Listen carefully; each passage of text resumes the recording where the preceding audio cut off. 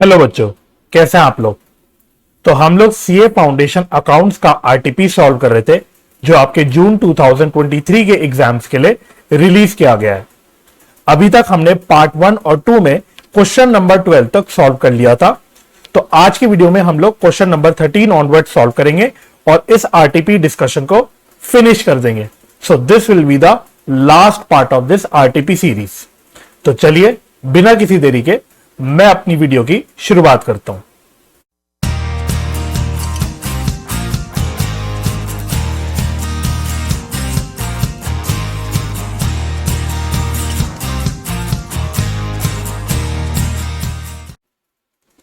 चलिए तो question number 13 पढ़ना शुरू करते हैं और इस आरटीपी को आप आईसीआई की ऑफिशियल वेबसाइट से डाउनलोड कर सकते हो।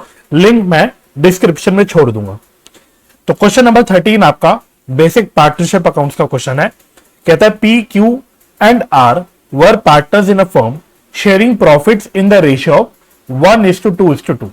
तो तीन पार्टनर्स है भाई, पी क्यू आर, जो कि प्रॉफिट शेयर कर रहे हैं बिजनेस का किस रेशियो में, 1:2:2 में।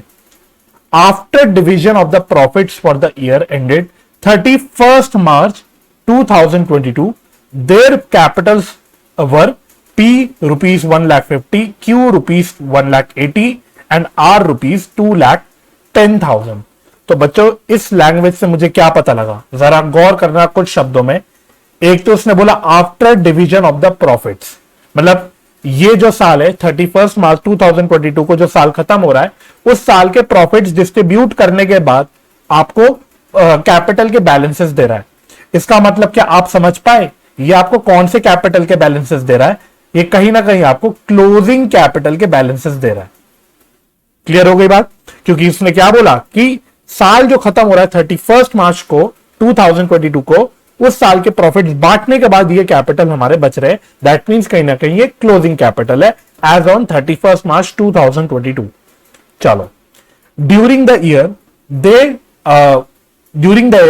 ईयर दे विड्रॉ रुपीज 20,000 ईच। तो तीनों पार्टनर्स 20-20 हजार रुपए पूरे साल में विड्रॉ कर रहे हैं। The profit of the year was rupees 60,000। तो कह रहे साल का प्रॉफिट कितना था एक्चुअली में, 60,000। The partnership deed provided that interest on capital will be allowed at 10% per annum. तो हमारे पार्टनरशिप डीड ने तो बोल रखा था कि इंटरेस्ट ऑन कैपिटल अलाउ करना है 10% पर एनम के हिसाब से। While preparing the final accounts, interest on partners' capital was not allowed। तो हमने क्या गलती करी, साल खत्म हो गया, फाइनल अकाउंट्स बन गए, सब कुछ हो गया, बट हमने बाद में देखा अरे ये हमसे क्या हो गया, पार्टनरशिप डीड के हिसाब से तो हमें इंटरेस्ट ऑन कैपिटल देना चाहिए था, बट हम तो देना भूल गए। You are required to pass the necessary adjustment entry. ठीक है, क्या है ये adjustment entry for providing interest on capital. तो ये पता है आपके कौन से कॉन्सेप्ट से क्वेश्चन उठाया हुआ है? ये आपके पास्ट एडजस्टमेंट से क्वेश्चन उठाया हुआ है और ये क्लास 12 का एकदम बेसिक क्वेश्चन है। क्लास 12 का बिल्कुल ही बेसिक क्वेश्चन है। आओ, तो गलती पहले पकड़ो, है ना। हमें करना क्या है, हमको एक एडजस्टमेंट एंट्री पास करनी है, वो तो मैं आपको पास करवा दूंगा। पहले आप एडजस्टमेंट समझो, गलती समझो कि हमसे क्या हुई है। हमें इंटरेस्ट ऑन कैपिटल अलाउ करना चाहिए था, परंतु हमने उसे अलाउ नहीं किया, हम भूल गए अलाउ करना, हमसे मिस हो गया, जो भी हो गया, पर हमसे एक ये गलती हो गई। दैट मींस अब हमको इंटरेस्ट ऑन कैपिटल अलाउ करना पड़ेगा। और बच्चों इंटरेस्ट ऑन कैपिटल अलाउ करने के लिए सिंपल सी बात है, मुझे इंटरेस्ट ऑन कैपिटल कैलकुलेट भी करना पड़ेगा, राइट। तो सबसे पहला मेरा फोकस क्या होगा, इंटरेस्ट ऑन कैपिटल की कैलकुलेशन पे मेरा सारा फोकस होगा। अब मजे की बात यह है सवाल में कि आपको क्वेश्चन में तो क्या दे रखा है, आपको क्लोजिंग कैपिटल दे रखा है। तो अगर आपको साल का इंटरेस्ट ऑन कैपिटल कैलकुलेट करना है तो उसके लिए आपको क्या चाहिए होता है, आपको चाहिए होता है बच्चों ओपनिंग कैपिटल। बिल्कुल बेसिक कॉन्सेप्ट है, जब हम इंटरेस्ट ऑन कैपिटल की कैलकुलेशन सीखते हैं तो हम यही बोलते हैं कि भाई हमें ओपनिंग कैपिटल चाहिए। तो अगर क्वेश्चन में क्लोजिंग कैपिटल गिवन है तो सिंपल सी बात है, पहले आप रिवर्स कैलकुलेशन करो, ओपनिंग कैपिटल पे आओ और फिर आप अपना नॉर्मली इंटरेस्ट कैलकुलेट कर लो। बात समझ में आ गई? तो पहला मेरा वर्किंग नोट क्या होगा, मेरा मेन रिक्वायरमेंट क्या है क्वेश्चन का कि हम मुझको एडजस्टमेंट एंट्री पास करनी है, बट उसके लिए मुझे कुछ अपना वर्किंग्स करनी पड़ेगी, कुछ कैलकुलेशंस करनी पड़ेगी। तो फर्स्ट कैलकुलेशन मेरी रहेगी, लिखो calculation of opening capital and interest on capital. चलो मैं शॉर्ट में नहीं लिखता, नहीं तो बच्चों की आदत लग जाती है एग्जाम में भी शॉर्ट में लिखने की, तो कोशिश करते कि कम से कम शॉर्ट में हम लोग लिखे चीजें। आओ, तो क्या हम लोग बच्चों कैलकुलेट कर सकते हैं ओपनिंग कैपिटल? क्या कोई दिक्कत है? तो सबसे पहले मैं क्लोजिंग कैपिटल ले लेता हूं, जो क्वेश्चन में उसने दे रखी है। पी की है 1,50,000, क्यू की है 1,80,000, आर की है 2,10,000। ठीक है। अच्छा, अब जो प्रॉफिट्स मैंने इसमें से बांट रखे हैं, भाई मैंने जो प्रॉफिट साल के दौरान बांट रखे हैं, पार्टनर्स को दे रखे हैं, अभी मैं उनसे वापस छीन लूंगा, तो मैं माइनस क्या करूंगा? Profits distributed. प्रॉफिट्स डिस्ट्रीब्यूटेड, तो हमने कितने प्रॉफिट्स बांट रखे हैं? तो ड्यूरिंग द ईयर प्रॉफिट कितना दे रखा था आपको? 60,000 का। तो हमने 60,000 के प्रॉफिट्स बांट रखे होंगे उनके प्रॉफिट शेयरिंग रेशियो में 1:2:2। चलिए, तो इसको बांट लेते हैं। तो 5, 12, तो यहां आएगा 12, यहां आएगा 24, यहां भी आएगा 24, सिंपल। और ये माइनस कर रहे हैं, तो मैं इसको नेगेटिव वे में दिखा देता हूं। ठीक है जी।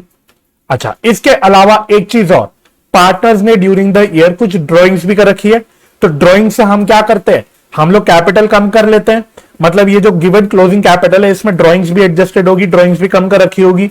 तो इसलिए हम क्या करेंगे? अब हमें रिवर्स कैलकुलेशन करनी है, ओपनिंग कैपिटल पे आना है। तो जो ड्राइंग्स हमने माइनस कर रखी है, वो ड्राइंग्स हम लोग एड बैक कर लेंगे। बात समझ में आ गई? बिल्कुल समझ आ गई। तो तीनों पार्टनर्स ने 20-20 हजार रुपए ड्यूरिंग द ईयर विड्रॉ कर रखे थे, तो ये मैं एड बैक कर लेता हूं। तो बस ये रिवर्स कैलकुलेशन कर लो, प्लस माइनस कर लो, तो आपके पास क्या निकल के आ जाएगा? Opening capital. चलिए, तो कितना आ रहा है? ये 8, ये आ रहा है आई थिंक 1,58,000 -4, तो ये आ रहा है मेरे ख्याल से 1,76,000। ये भी -4, तो ये भी बच्चों आ रहा है 2,06,000, 2,06,000। और फिर अब आप इंटरेस्ट ऑन कैपिटल निकाल सकते हो। तो इंटरेस्ट ऑन कैपिटल देयरफॉर कितना हो गया? At the rate of 10% per annum. ठीक है, तो ओपनिंग कैपिटल निकाल ली, अब इस पर 10% कैलकुलेट कर लो। तो यहां आ गया 15,800, यहां आ गया 17,600, यहां आ गया 20,600।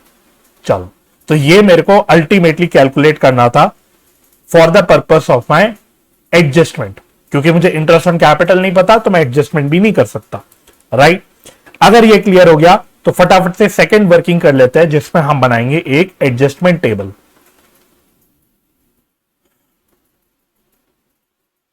एडजस्टमेंट टेबल, तो फिर से हेडिंग बना लो PQR। आओ जी, अब शुरू करते हैं। तो इंटरेस्ट ऑन कैपिटल हमें अलाउ करना है, तो इंटरेस्ट ऑन कैपिटल अलाउड। तो अब हम इंटरेस्ट ऑन कैपिटल पार्टनर्स को दे रहे हैं, राइट? यानी उनके कैपिटल में कहीं ना कहीं आप कह सकते हो क्रेडिट कर रहे हैं, राइट? तो देने का मतलब हो गया, मैं प्लस में लिख देता हूं। तो 15,800 P को दे रहे हैं, 17,600 Q को दे रहे हैं, 20,600 R को दे रहे हैं। तो ये मैंने पहले पार्टनर्स को इंटरेस्ट दे दिया। अब जैसी मैंने कोई अप्रोप्रिएशन करी, अब यहां पे एक प्रॉफिट या लॉस ऑन एडजस्टमेंट निकल के आ जाता है ना? कॉन्सेप्ट पे हमने सीख रखा है। तो प्रॉफिट या लॉस ऑन एडजस्टमेंट निकालने का मैंने सिंपल फॉर्मूला क्या सिखा रखा है बच्चों को? मैं बोलता हूं भाई आप देखो, total adjustments debited minus total adjustments credited. अगर इसका जो आंसर आए, अगर आंसर आए बच्चों पॉजिटिव में, तो वो है प्रॉफिट ऑन एडजस्टमेंट। अगर इसका आंसर नेगेटिव में आए, तो ये है लॉस ऑन एडजस्टमेंट। तो मेरा ये तरीका है, हालांकि किताबों में थोड़ा इसी बात को अलग ढंग से किया जाता है, कहीं कहीं फर्म का एक अलग कॉलम बना दिया जाता है, वो भी ठीक है, आप वैसे भी कर सकते हो। अगर आपको कोई अपना तरीका आता है तो वो फॉलो कर लेना। मैं हमेशा ये तरीका फॉलो करता हूं स्टार्टिंग से, इवन अपने स्टूडेंट्स के, मतलब अपनी पढ़ाई के दिनों में भी मैं यही तरीका यूज करता था, मुझे अच्छे से याद है, तो इसलिए मैं इसी को फॉलो करूंगा यहां पे भी। ठीक है, तो टोटल एडजस्टमेंट्स डेबिटेड, तो एडजस्टमेंट हमने को डेबिट तो करी नहीं, 0, माइनस टोटल एडजस्टमेंट्स क्रेडिटेड। तो तीनों का टोटल कर लो। ये बस दिखाने के लिए इतना करके दिखा रहा हूं, नहीं तो ये तो आप कैलकुलेटर पे फटाफट कर सकते हो। बस अभी आपको दिखाने के लिए दिखा रहा हूं, मतलब कर रहा हूं इतना ताकि आपको कोई कंफ्यूजन ना रहे। तो फटाफट से इसका टोटल कर लेते, कितना आ गया। तो इसका टोटल आ रहा है 54,000। तो इसका आंसर आ जाएगा माइनस में 54,000। और माइनस में आंसर आने का मतलब क्या होता है, माइनस का आंसर आने का मतलब है that is loss on adjustment. ठीक है, तो अब हम ये लॉस ऑन एडजस्टमेंट क्या करेंगे, पार्टनर से छीन लेंगे। ठीक है, तो ये पार्टनर्स के कैपिटल से ही हम लोग लॉस को एडजस्ट करेंगे। तो लिख लो लॉस ऑन एडजस्टमेंट। तो ये मैं डेबिट करूंगा, है ना। और कितना है, 54,000 का लॉस है, उनके प्रॉफिट शेयरिंग रेशियो में डेबिट करूंगा, दैट इज इन 1:2:2। चलिए, तो यहां आ रहा है 10,800 और मैं माइनस में लिखता हूं आपके ये, और इसमें आ रहा है 21,600। राइट, बस काम खत्म। अब आप नेट इफेक्ट निकाल सकते हो। मैं रिपीट कर रहा हूं बच्चों, अगर आपका कोई एडजस्टमेंट टेबल बनाने का कोई और तरीका आपने प्रैक्टिस कर रखा है तो आप उसको फॉलो करना प्लीज, तरीका मत बदलना। मैं ये तरीका सिखाता हूं, तो मेरे स्टूडेंट्स अगर कोई होंगे तो वो तो यही तरीका फॉलो करते होंगे, बट अगर आप कोई कहीं और से पढ़ रहे हो, किसी और सोर्स से आपने पढ़ाई करी है, तो हो सकता है आपका तरीका थोड़ा अलग हो। ठीक है, तो नेट इफेक्ट निकाल लो। तो यहां पे आ रहा है पॉजिटिव में 5,000। पॉजिटिव का आंसर आने का मतलब है कि क्रेडिट करना है हमको। यहां पे आ रहा है नेगेटिव में आई थिंक 4,000, नेगेटिव 4,000। तो नेगेटिव में 4,000 आने का मतलब है इट मींस डेबिट करना है इसको। और आर का आंसर आ रहा है 1,000, अगेन नेगेटिव में, तो नेगेटिव का मतलब डेबिट। बस अब आपका एडजस्टमेंट एंट्री बन गई। तो फटाफट से अब अपना मेन आंसर लिख लेते हैं, एडजस्टमेंट एंट्री। क्या एंट्री बन गई बच्चों, ये बन गई Q's capital account debit, R's capital account debit to P's capital account. 4,000, 1,000, 5,000।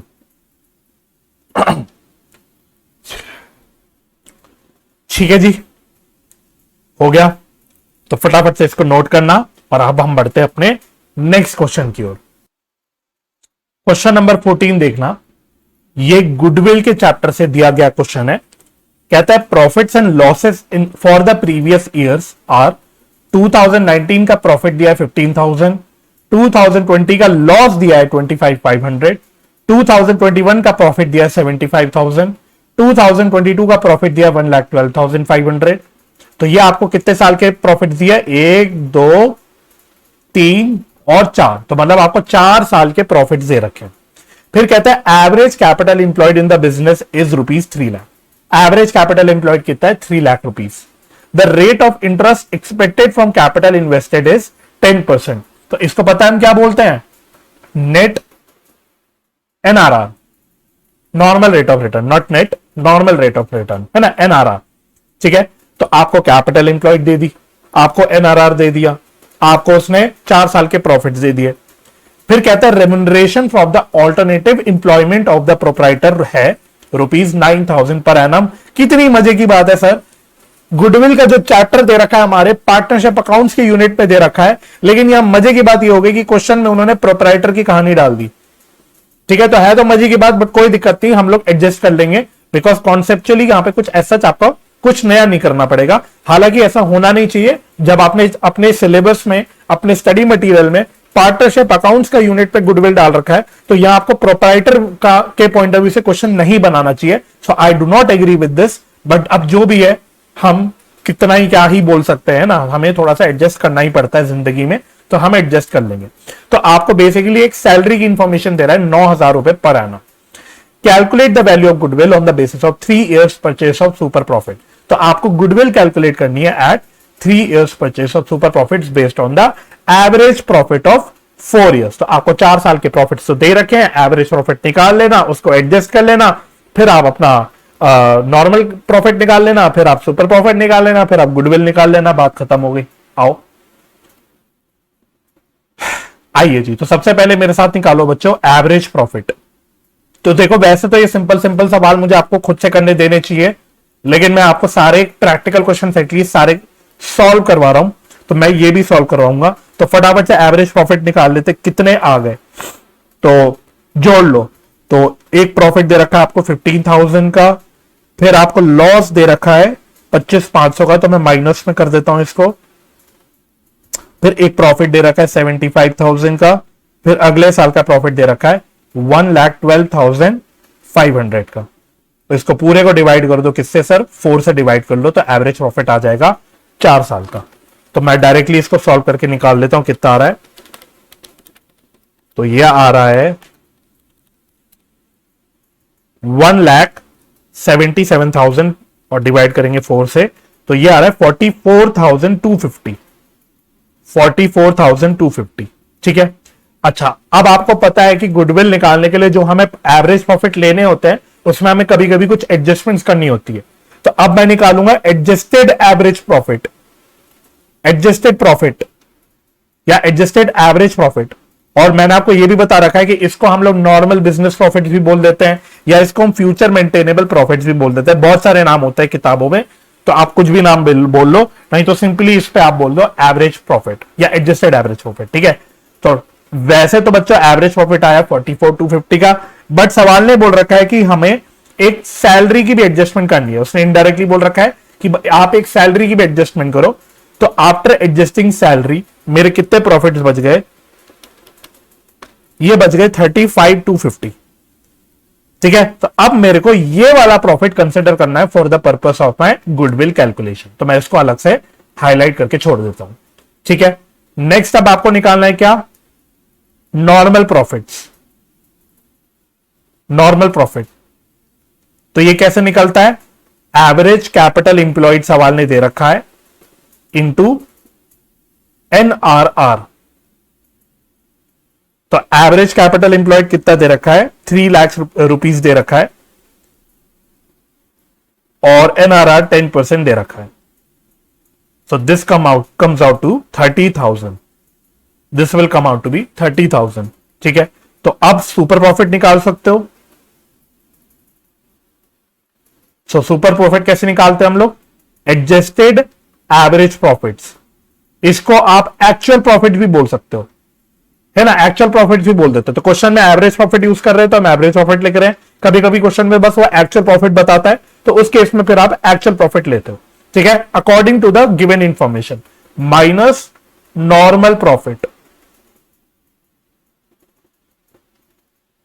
तो एवरेज प्रॉफिट हमने निकाला था 35,250, नॉर्मल प्रॉफिट हमने निकाला 30,000। सो मेरा सुपर प्रॉफिट निकल के आ गया 5250, राइट। अब गुडविल निकाल सकते हैं।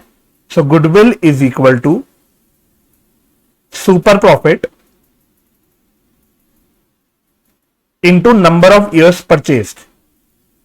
तो सुपर प्रॉफिट मैंने निकाला 5250 का, और नंबर ऑफ ईयर्स परचेज उसने बोल रखा था 3।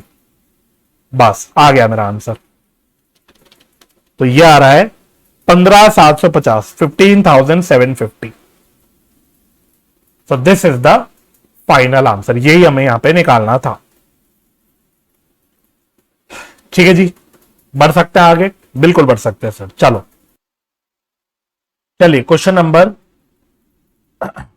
15 पढ़ते क्या कहता है। और ये आपका जो क्वेश्चन है ये कौन से टॉपिक से है, ये आपका एडमिशन चैप्टर से, admission of a partner. Shyam, Sundar and Girdhar are partners in a firm sharing profits and losses in the ratio of 3:2:1। तो 3 पार्टनर्स हैं, पार्टनर्स के नाम देखो, श्याम, सुंदर और गिरधर, और इनका प्रॉफिट शेयरिंग रेशियो 3:2:1 है। The balance sheet as on 31 March 2022 is as below. तो आपको एक बैलेंस शीट दे रखी है। तो बैलेंस शीट में अगर आप गौर करके देखोगे तो आपको एक जनरल रिजर्व दिखेगा 19,500 का। तो मैं इसको अलग से हाईलाइट कर देता हूं, और मजे की बात दिखाता हूं। जरा पार्टनर्स के नाम देखो क्या दे रखे हैं। तो बच्चों पार्टनर्स के नाम पढ़ के कंफ्यूज मत हो जाना। आपने अगर मेरी पुराने पार्ट्स देखे होंगे तो आपको पता होगा कि मैंने स्टार्टिंग से बोल रहा हूं कि इस आरटीपी में बहुत सारे झोलम झाल है, ठीक है, कुछ ब्लंडर्स भी हैं, कुछ इस तरह की गलतियां भी है। और मैंने ओपनली बात बोली है कि इस आरटीपी को रिलीज करने से पहले बिल्कुल जीरो प्रूफ रीडिंग हुई है, जीरो रिव्यू हुआ है। मैंने ये बात आपको पार्ट 1 में भी साबित करी, मैंने पार्ट 2 में भी साबित करी, और इस बात को अब पार्ट 3 में भी साबित करता हूं। तो आप देख लो पार्टनर्स के नाम हैं क्या ओरिजिनली, और कहीं से तो इन्होंने कॉपी पेस्ट करा होगा, अपने ही पुराने क्वेश्चन से उन्होंने उठा के कहीं से कॉपी पेस्ट मारा होगा, तो वहां से उन्होंने नाम बैलेंस शीट के अंदर चेंज करना भूल गए। ठीक है, तो देख के परेशान मत होना। ये श्याम है, ये सुंदर है, और ये गिरधर है। देखो इस तरह की गलती ऐसा नहीं है, मुझसे भी होती है, मैं इस बात को मना नहीं करता। मेरे बस एक ही सिंपल थिंकिंग है कि मेरे में और एक institute of chartered accountants of India में बहुत ज्यादा फर्क है। मैं एक अकेला छोटा सा इंसान हूं, सारा काम मैं ही करता हूं, पढ़ाने से लेके कंटेंट बनाने से लेके टेस्ट बनाने से लेके टेस्ट चेक करने से लेके A to Z सारा काम मैं अपने आप करता हूं, अपने हाथों से करता हूं। मेरे पास रिसोर्सेज नहीं है कि मैं 10 लोगों को अपने अंडर बिठा के उनसे काम करवाऊं। तो मेरे से कभी कभी हो जाती है गलती, but I am bound by it, मैं कुछ कर नहीं सकता बिकॉज मुझे सब कुछ करना है। लेकिन अगर मेरे पास बच्चे रिसोर्सेज होते ना, मैं 15 लोगों को अपने अंडर बिठा के काम करवाता, तो ऑब्वियस ही बात है 15 लोग काम कर रहे होते तो मैं एक्सपेक्ट करता कि भाई 15 लोग काम कर रहे हो, क्वालिटी चेक करो, इस तरह की गलतियां चेक करो, प्रूफ रीड करो, रिव्यू करो। तो यही बात मैं इंस्टीट्यूट से एक्सपेक्ट करता हूं। इंस्टीट्यूट इतनी बड़ी बॉडी है, अच्छे खासे रिसोर्सेज के साथ आई है, तब जाके भी ऐसी गलती होती है, तब मुझे दिक्कत होती है। फिर मुझे लगता है कि यार मैं अकेला काम करता हूं तब भी मुझसे इस तरह की एरर्स होती हैं, और इतनी बड़ी बॉडी काम कर रही है, इतनी सारे रिसोर्सेज के साथ जो बैठी हुई है वो भी ऐसी गलतियां कर रही है। तो हो क्या रहा है इंस्टीट्यूट के अंदर? तो anyway I don't know, but जो है ये प्रॉब्लम सामने आ रही है। तो कोई बात नहीं, चलो खैर छोटी छोटी बातें को हम लोग इग्नोर मार देंगे। तो एनीवे ये आपको एक बैलेंस शीट दे रखी है, तो बैलेंस शीट में एक जनरल रिजर्व को अलग से हाईलाइट कर लेना। तो नीचे पढ़ते क्या कहता है, the partners have agreed to take Hari as a partner with effect from 1st of April 2022 on the following terms. तो 1 अप्रैल को नए पार्टनर को एडमिट किया गया, हरी को। Hari shall bring ₹20,000 towards his capital. तो हरी 20,000 रुपए का कैपिटल लेके आएगा। Value of stock to be increase to ₹35,000। तो स्टॉक की वैल्यू 35,000 पे लेके आनी है। Furnitures and fixtures to be depreciated by 10%। तो फर्नीचर एंड फिक्सचर्स को हमें 10% से डेप्रिशिएट करना है। मेरी हिंदी पे गौर करना, ये 2 लेटर के शब्द हैं, टू और बाय, और एट भी यूज होता है कभी कभी, लेकिन ये 2 लेटर के शब्द से बहुत ज्यादा फर्क पड़ जाता है, पूरी मतलब बदल जाता है।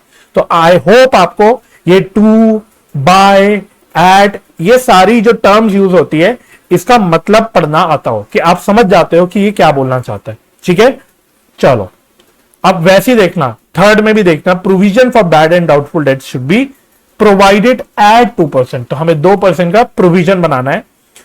The value of land and building to be increase by ₹14,000। तो लैंड एंड बिल्डिंग को हमें 14,000 से इंक्रीज करना है। And value of goodwill be fixed at ₹45,000। तो गुडविल की वैल्यू 45,000 है। New profit sharing ratio shall be divided equally among the partners. तो देखो 3 पुराने पार्टनर्स थे, एक नया पार्टनर एडमिट हो गया, तो अब टोटल 4 पार्टनर्स हो गए। तो अब न्यू प्रॉफिट शेयरिंग रेशियो कितनी होगी? सवाल कह रहा है इक्वल रेशियो, दैट इज 1:1:1:1। ये मेरी क्या हो गई बच्चों? ये मेरी हो गई न्यू रेशियो। ठीक है जी, चलो।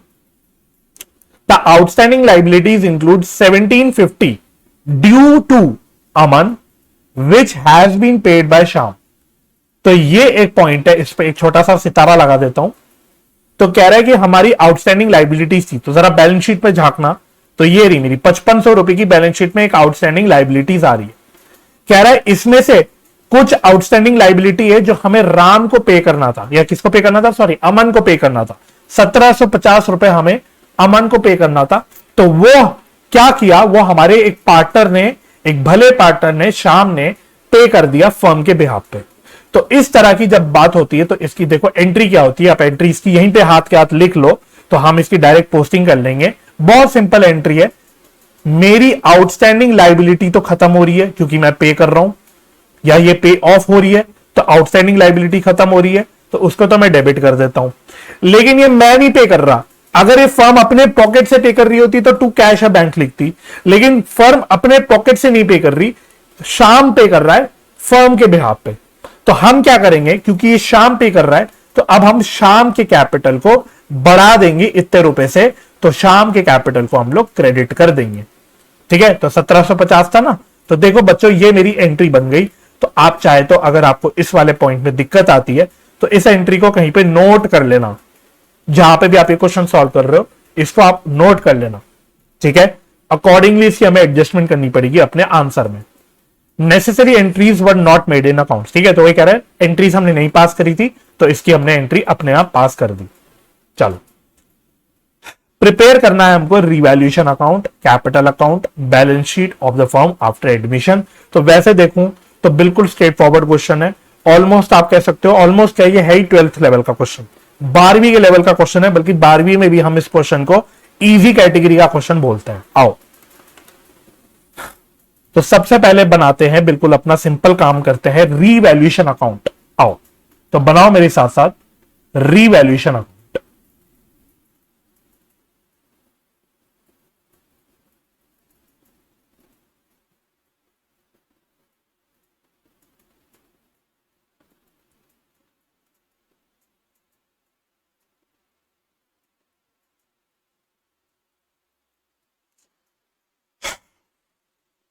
चलिए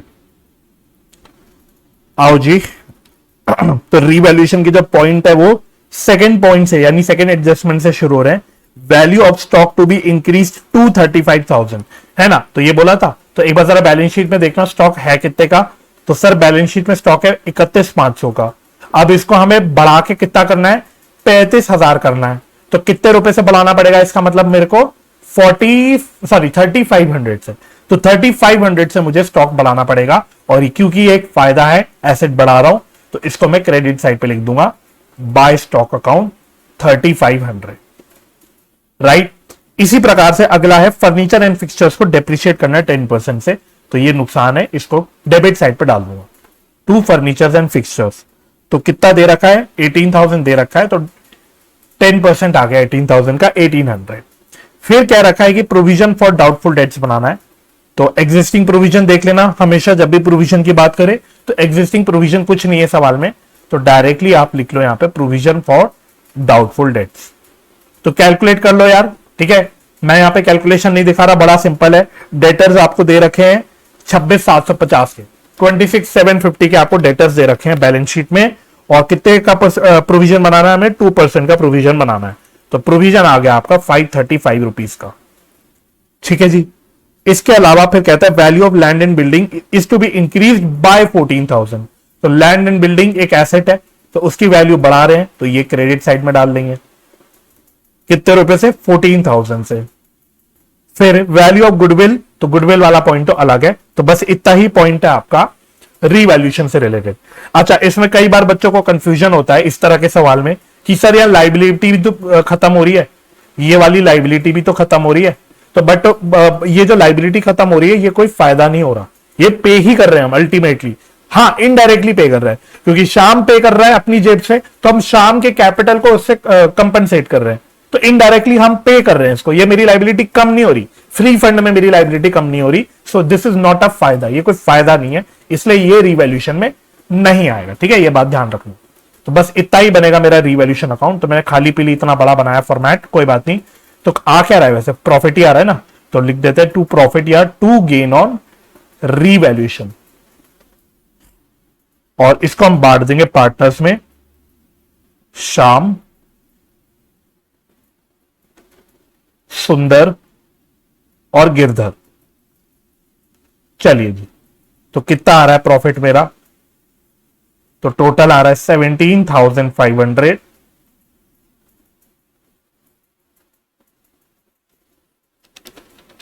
तो 17,500 माइनस 1,800 माइनस 535, 15,165 का प्रॉफिट आ रहा है। 15,165 और 3:2:1 में बांटना है इसको।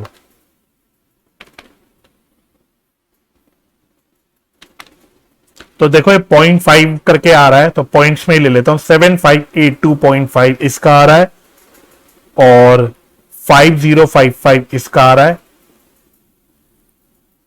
और 2527.5 गिरधर का आ रहा है। तो ये मैंने बांट दिया अपने प्रॉफिट्स को। ठीक है, चलो तो अब हम फटाफट से बनाते हैं पार्टनर्स कैपिटल अकाउंट। और पार्टनर्स कैपिटल अकाउंट थोड़ा आपको बनाना पड़ेगा हिसाब से, क्योंकि हमें 4 पार्टनर्स के कॉलम बनाने हैं, दोनों साइड, डेबिट साइड भी क्रेडिट साइड भी। तो आप कोशिश करना अपने रजिस्टर्स को लैंडस्केप बोर्ड में रख के फिर उस पर बनाना और फ्रेश पेज पे बनाना कोशिश करना।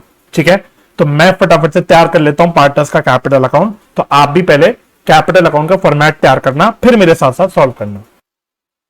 चलिए, तो मैंने फॉर्मेट तैयार कर लिया है, मैं उम्मीद करता हूं आपने भी फॉर्मेट तैयार कर लिया होगा। तो आओ शुरू करते हैं इस पर काम करना। तो सबसे पहले ओपनिंग बैलेंस डाल देते हैं, बाय बैलेंस बीडी। तो ये कितना कितना दे रखा है, 37,500, 37,500, 25,000, और इसका तो कुछ नहीं क्योंकि ये नया पार्टनर है। और इसके बाद सबसे पहले आप जनरल रिजर्व बांट लेना, जनरल रिजर्व। तो जनरल रिजर्व 19,500 दे रखा है, तो इसको बांट देते हैं। तो यहां आएगा 9750, 6500, 3250, राइट। अच्छा, रीवैल्यूएशन का प्रॉफिट भी बांट दो, रीवैल्यूएशन प्रॉफिट। तो कितना कितना था ये ऊपर हमने निकाला हुआ था, तो 7582.5, और फिर था 5055, और कितना था 2527.5।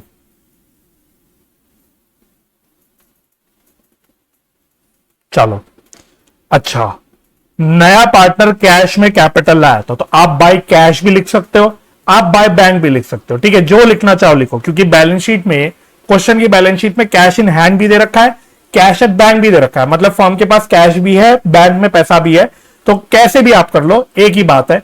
मैं बाय बैंक लिख रहा हूं, ठीक है, तो मैं बाय बैंक लिख रहा हूं, आप बाय कैश भी लिख सकते हो, राइट। चलो तो ये हो गया 20,000। इसके अलावा मैंने क्वेश्चन पढ़ते हुए एक आउटस्टैंडिंग लाइबिलिटी की एंट्री पास करी थी, outstanding liability account debit to Shyam's capital account, ये करी थी हमने। तो बस उसकी पोस्टिंग कर लेते हैं, by outstanding liability account. Amount था 1750, कितने शाम का ही था ना, हाँ 1750। तो ये और डाल दो, ठीक है। तो देखो मैंने सब कुछ कर लिया, मैंने सब कुछ कर लिया। अच्छा, अब बचा क्या, अब सिर्फ एक गुडविल एडजस्टमेंट बच गई, तो उसके लिए मैं इधर आ जाता हूं साइड में, वर्किंग में। ठीक है, तो वर्किंग में कर लेना। अब बैलेंस शीट की थोड़ी सी जगह और छोड़ देना और फिर वर्किंग नोट में करना। एक ही वर्किंग करनी है, या चलो दो में बांट देंगे इसको हम लोग। तो पहले हम लोग गेन या सैक्रिफाइस निकाल लेते हैं। चलिए, तो गेन और सैक्रिफाइस निकाल लो मेरे साथ। तो 4 पार्टनर्स है भाई, हालांकि जो पार्टनर एडमिट हो रहा है उसका तो गेन ही है, पता ही है हमको, बट कोई नहीं, सारे पार्टनर्स के नाम लिख लेते हैं। तो श्याम, सुंदर, गिरधर और हरि। चलो, तो न्यू शेयर लिखो पहले। तो न्यू शेयर तो सबका 1/4 है, क्योंकि इक्वल रेशियो है, न्यू रेशियो। तो 1/4, 1/4, 1/4 माइनस ओल्ड शेयर करो।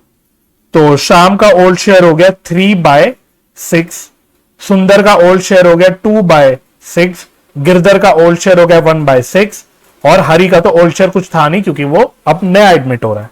बस अब कैलकुलेट कर लो। तो नीचे कितना ले ले, 6 2 12, 12 ले सकते हैं, 12 ले लो नीचे कॉमन। चलो, तो 3 - 6/12, इधर जा भाई। तो ये आ रहा है -3/12 इसका आंसर, और माइनस में आने का मतलब सैक्रिफाइस, राइट। सिमिलरली इधर भी 12 ले लो नीचे।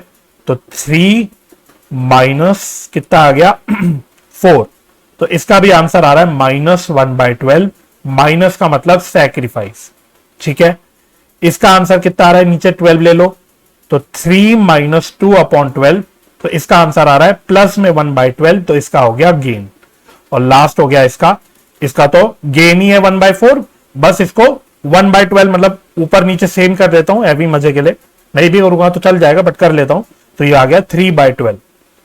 ठीक है, तो आप देख सकते हो जितना टोटल गेन है उतना ही सैक्रिफाइस है। देखो टोटल गेन कितना है, ये सॉरी टोटल सैक्रिफाइस ये है -3/12 और -1/12, और इसी के बराबर टोटल गेन है।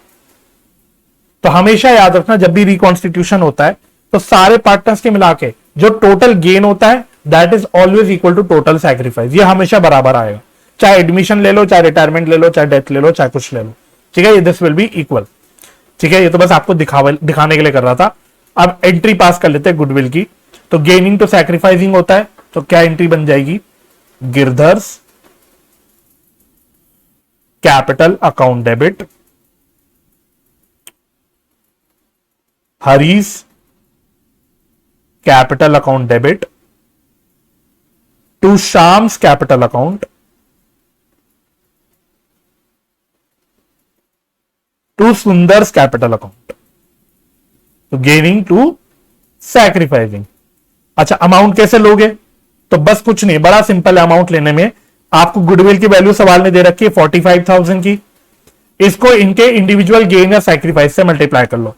तो गिरधर का गेन है 1/12, तो इसको 1/12 से मल्टीप्लाई करो, है ना। सिमिलरली हरि का शेयर कितना है 3/12 या 1/4, इसको 3/12 या 1/4 से मल्टीप्लाई करो। शाम का सैक्रिफाइस कितना था 3/12, है ना, तो 45,000 को 3/12 से मल्टीप्लाई कर दो। और सिमिलरली सुंदर का सैक्रिफाइस कितना था 45,000 इंटू 1/12। बस सिंपल ऐसे करना है आपको। चलो, तो ये आ रहा है 3750, तो ये भी आएगा 3750, और फिर इसको 3 से मल्टीप्लाई कर लेते हैं, तो ये आ रहा है 11,250, और ये भी आ रहा है 11,250।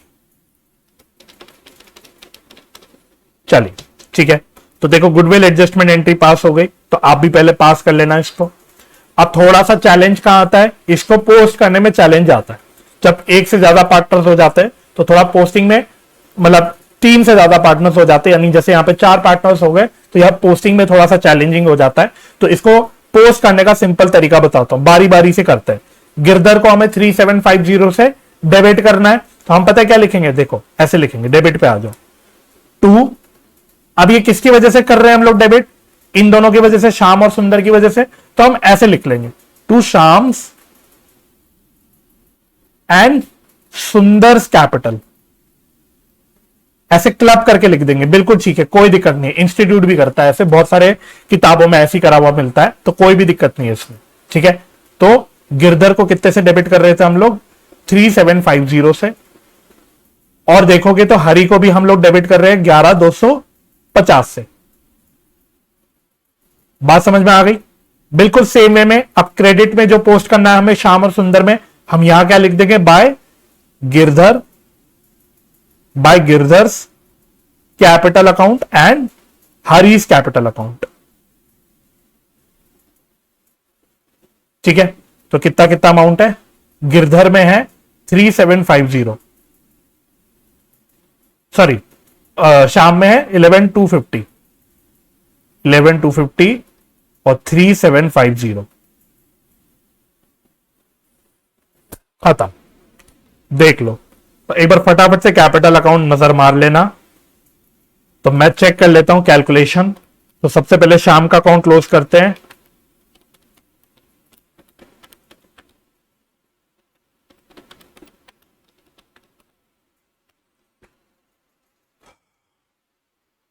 तो ये कितना आ रहा है शाम का, तो टोटल कितना आ रहा है, तो टोटल आ रहा है 67,832.5।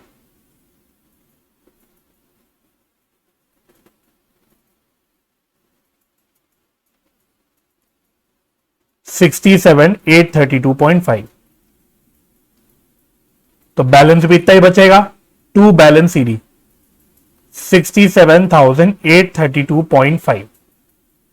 ठीक है, सेम वे में नेक्स्ट पार्टनर 37,500, 6,500, 5055, 3750, तो टोटल आ रहा है 52,805।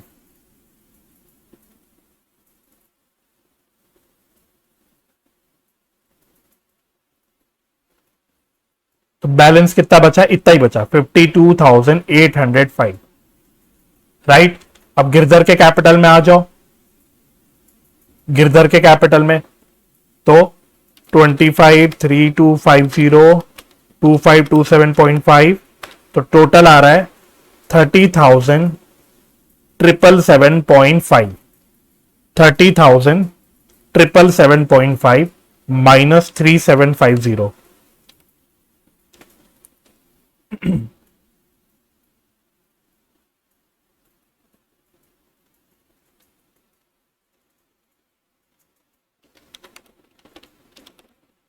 चलो एक बार वापस से कैलकुलेट कर लेता हूं। तो कितना बच रहा है यहाँ? 27,027.5।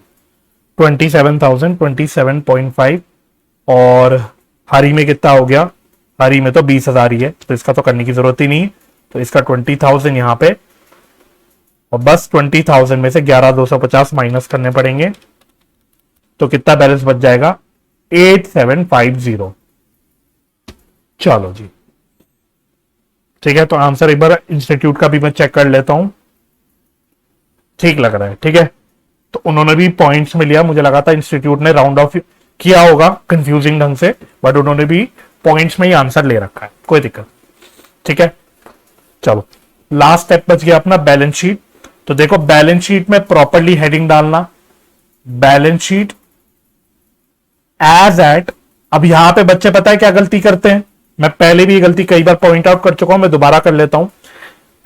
वो क्या करते हैं, क्वेश्चन में गिवन बैलेंस शीट है 31 मार्च 2022 की, तो ये आंख बंद करके इसी डेट को वापस कॉपी कर लेते हैं। आपको ये डेट कॉपी नहीं करनी, आपको रिकॉन्स्टिट्यूशन की डेट देखनी है। तो फॉर एग्जांपल यहां पे एडमिशन देखो कब हो रही है, 1 अप्रैल 2022 को एडमिशन हो रही है, तो आपको रिकॉन्स्टिट्यूटेड बैलेंस शीट की ये डेट डालनी है।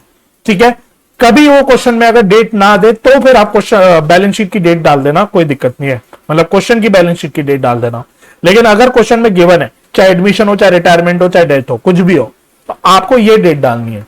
ठीक है, तो मेरी डेट क्या पड़ेगी? 1 अप्रैल 2022।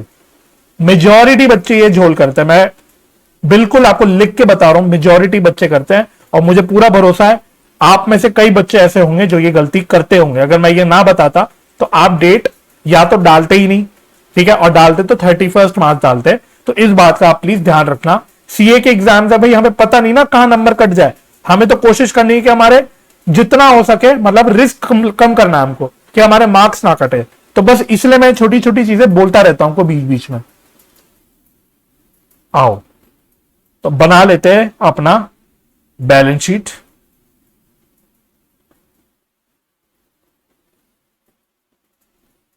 चलो जी, तो सबसे पहले आप शुरुआत कर लिया करो कैपिटल से, या एक काम करो, जैसे जिस ऑर्डर में क्वेश्चन में दे रखा है उसी ऑर्डर में हम लोग चीजें डाल लेते हैं। तो सबसे पहले जैसे ट्रेड पेबल्स दे रखा है, तो क्या ट्रेड पेबल्स में कोई चेंज हुआ है? आंसर इज नो, ये सेम है, तो इसको एज इट इज लिख दो 56,250। फिर है आउटस्टैंडिंग लाइबिलिटी, तो क्या सर आउटस्टैंडिंग लाइबिलिटी चेंज हुई है? Answer is yes. ये थी 5500 की, जिसमें से 1750 की लाइबिलिटी हम पे कर चुके, तो अब मेरी नई लाइबिलिटी कितने की हो गई? ये हो गई 3750 की। ठीक है, फिर आपको जनरल रिजर्व दिया था वो हम बांट चुके। नेक्स्ट अब आपका लास्ट कैपिटल अकाउंट। ठीक है, तो 4 पार्टनर्स हो गए आपके, श्याम, सुंदर और गिरधर और हरि। तो ऊपर से कॉपी मार लो, कितना कितना था? 67,832.5। फिर सुंदर का कितना था? 52,805। फिर गिरधर का कितना था? 27,027.5। और लास्टली हरि का था 8750। तो मतलब अब मेरी रिकॉन्स्टिट्यूटेड बैलेंस शीट में, रिकॉन्स्टिट्यूटेड फॉर्म में टोटल कैपिटल कितनी आ गई? तो जोड़ लेता हूं एक बार।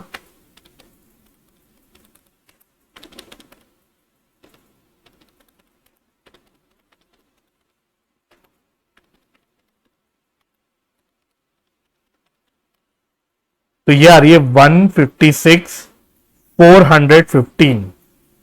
थोड़ी सी अजीब सी फिगर आती है, चेक कर लेंगे। अभी कुछ अजीब सी लग रही फिगर, हो सकता है लेकिन सही हो।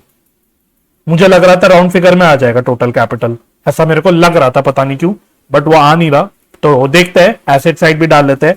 तो लैंड एंड बिल्डिंग क्या हुआ था, अपने रिवैल्यूएशन अकाउंट पे झांकते हुए चलना। तो लैंड एंड बिल्डिंग हमने 14,000 रुपए से बढ़ाया था, ठीक है। तो मैं अब डायरेक्टली बड़ी हुई फिगर लिख रहा हूं। तो यार है 106,500, ठीक है। फिर फर्नीचर एंड फिक्सचर्स, तो मुझे याद है ये हमने 10% से डेप्रिशिएट किया था, मतलब 1800 से कम किया था। तो ये कितना बच गया, 17,000, 16,200 है ना। फिर स्टॉक, स्टॉक को भी शायद बढ़ाया था हमने, बढ़ा के 35,000 पे किया था। तो स्टॉक आपका बढ़ के 35,000 हो गया। फिर ट्रेड रिसीवेबल्स, ओके ओके, अब मुझे लग रहा है सही आएगी फिगर, क्योंकि प्रोविजन हमारा जो 5 के कुछ मल्टीपल्स में आया था, तो 26,750 था।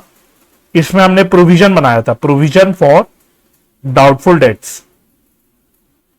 कितने रुपए का प्रोविजन बनाया था, 525 का था मेरे ख्याल से, है ना, 535, सॉरी 535। 535 का हमने प्रोविजन बनाया था। तो मेरे कितने बच गए डेटर्स, ये बच गए 26,215। इसका मतलब मेरा कैपिटल सही आया। फिर लास्ट है कैश इन हैंड। तो अगर आपने कैपिटल जो लाया है नया पार्टनर, उसमें बाय कैश लिखा है न्यू कैपिटल में, तो आप कैश बढ़ा देना। मैंने बाय बैंक लिखा है तो मैं बैंक बढ़ाऊंगा, ठीक है। तो कैश इन हैंड मेरा 7,000 ही रहेगा, लेकिन कैश एट बैंक जो है ये मैं बढ़ा दूंगा। जितना भी कैपिटल लेके आया पार्टनर उतने अमाउंट से, 20,000 से। तो 5500 दे रखा है, 20,000 से कैपिटल आ गया, तो 25,500 का मेरा बैंक का बैलेंस हो गया।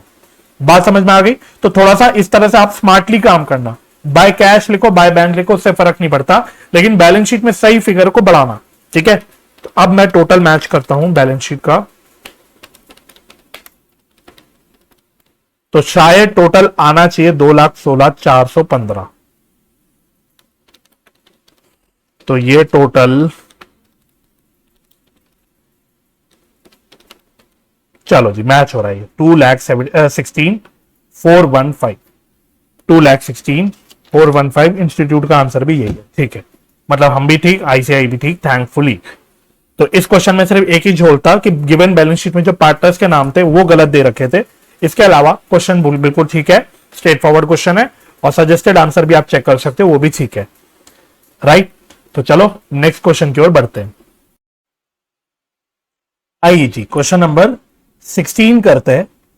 ये आपके इंस्टीट्यूट ने बोल रखा है कि ये है फाइनेंशियल स्टेटमेंट्स ऑफ एनपीओ से। तो क्या कहता है देखते हैं। Doctor Ankur after retiring from government service. तो एक काम करना, इस क्वेश्चन पे एक स्टार लगा लेना, ठीक है। तो इस तरह का एक क्वेश्चन आप जरूर करके जाना, बिकॉज इंस्टीट्यूट कई बार अपने पुराने आरटीपीज एमटीपीज वगैरह में ये क्वेश्चन डाल चुका है। तो इस क्वेश्चन को जरूर आप करके जाना। तो a doctor Ankur after retiring from government service started private practice on 1st of April 2021 with rupees 1,50,000 of his own। तो डॉक्टर है एक कोई मिस्टर अंकुर या जो भी है, इसने अपनी एक प्राइवेट प्रैक्टिस स्टार्ट करी। और उसने क्या किया, उसने प्राइवेट प्रैक्टिस स्टार्ट करने के लिए, भाई देखो प्राइवेट प्रैक्टिस क्या है, एक काइंड ऑफ बिजनेस है। तो बिजनेस स्टार्ट करने के लिए भाई सबसे पहले आपको अपनी पूंजी चाहिए, कैपिटल चाहिए। तो उसने अपनी पॉकेट से कितना पैसा लगाया, 1,50,000। तो ये तो आपको देखो कैपिटल की इंफॉर्मेशन दे रहा है, दिस इज कैपिटल, राइट। उसके बाद कहता है and ₹2,25,000 borrowed at an interest of 12% per annum on the security of his life policies. मतलब सिंपल भाषा में ये आपकी लोन की इंफॉर्मेशन होगी, लोन की इंफॉर्मेशन, ठीक है। Okay, his accounts for the year were kept on a cash basis and the following is his summarised cash account. तो उसने अपने खाते कैश बेसिस में रखे और उसने फिर आपको एक समराइज्ड कैश अकाउंट दे रखा है। तो एक रिसिप्ट साइड है, एक पेमेंट साइड है। तो आप इसको ऐसे समझ लो कि ये आपको रिसिप्ट एंड पेमेंट अकाउंट दे रखा है, ठीक है। तो रिसिप्ट्स में आप दो चीजें देखना, ऊपर क्वेश्चन की इंफॉर्मेशन से मैच कर लेना, ये वाली। तो उसने अपना कैपिटल कितने रुपए का लगाया था, 1,50,000 का, और इसके अलावा उसने लोन लिया था 2,25,000 का। तो ये इंफॉर्मेशन तो आपकी देखो यहां से मैच हो गई। ठीक है जी, ओके। फिर और क्या कहता है रिसिप्ट्स में, और कहता है प्रिस्क्रिप्शन फीस है आपकी 4,95,000 की, विजिटिंग फीस है 187,500 की, फीस फ्रॉम लेक्चर्स है 18,000।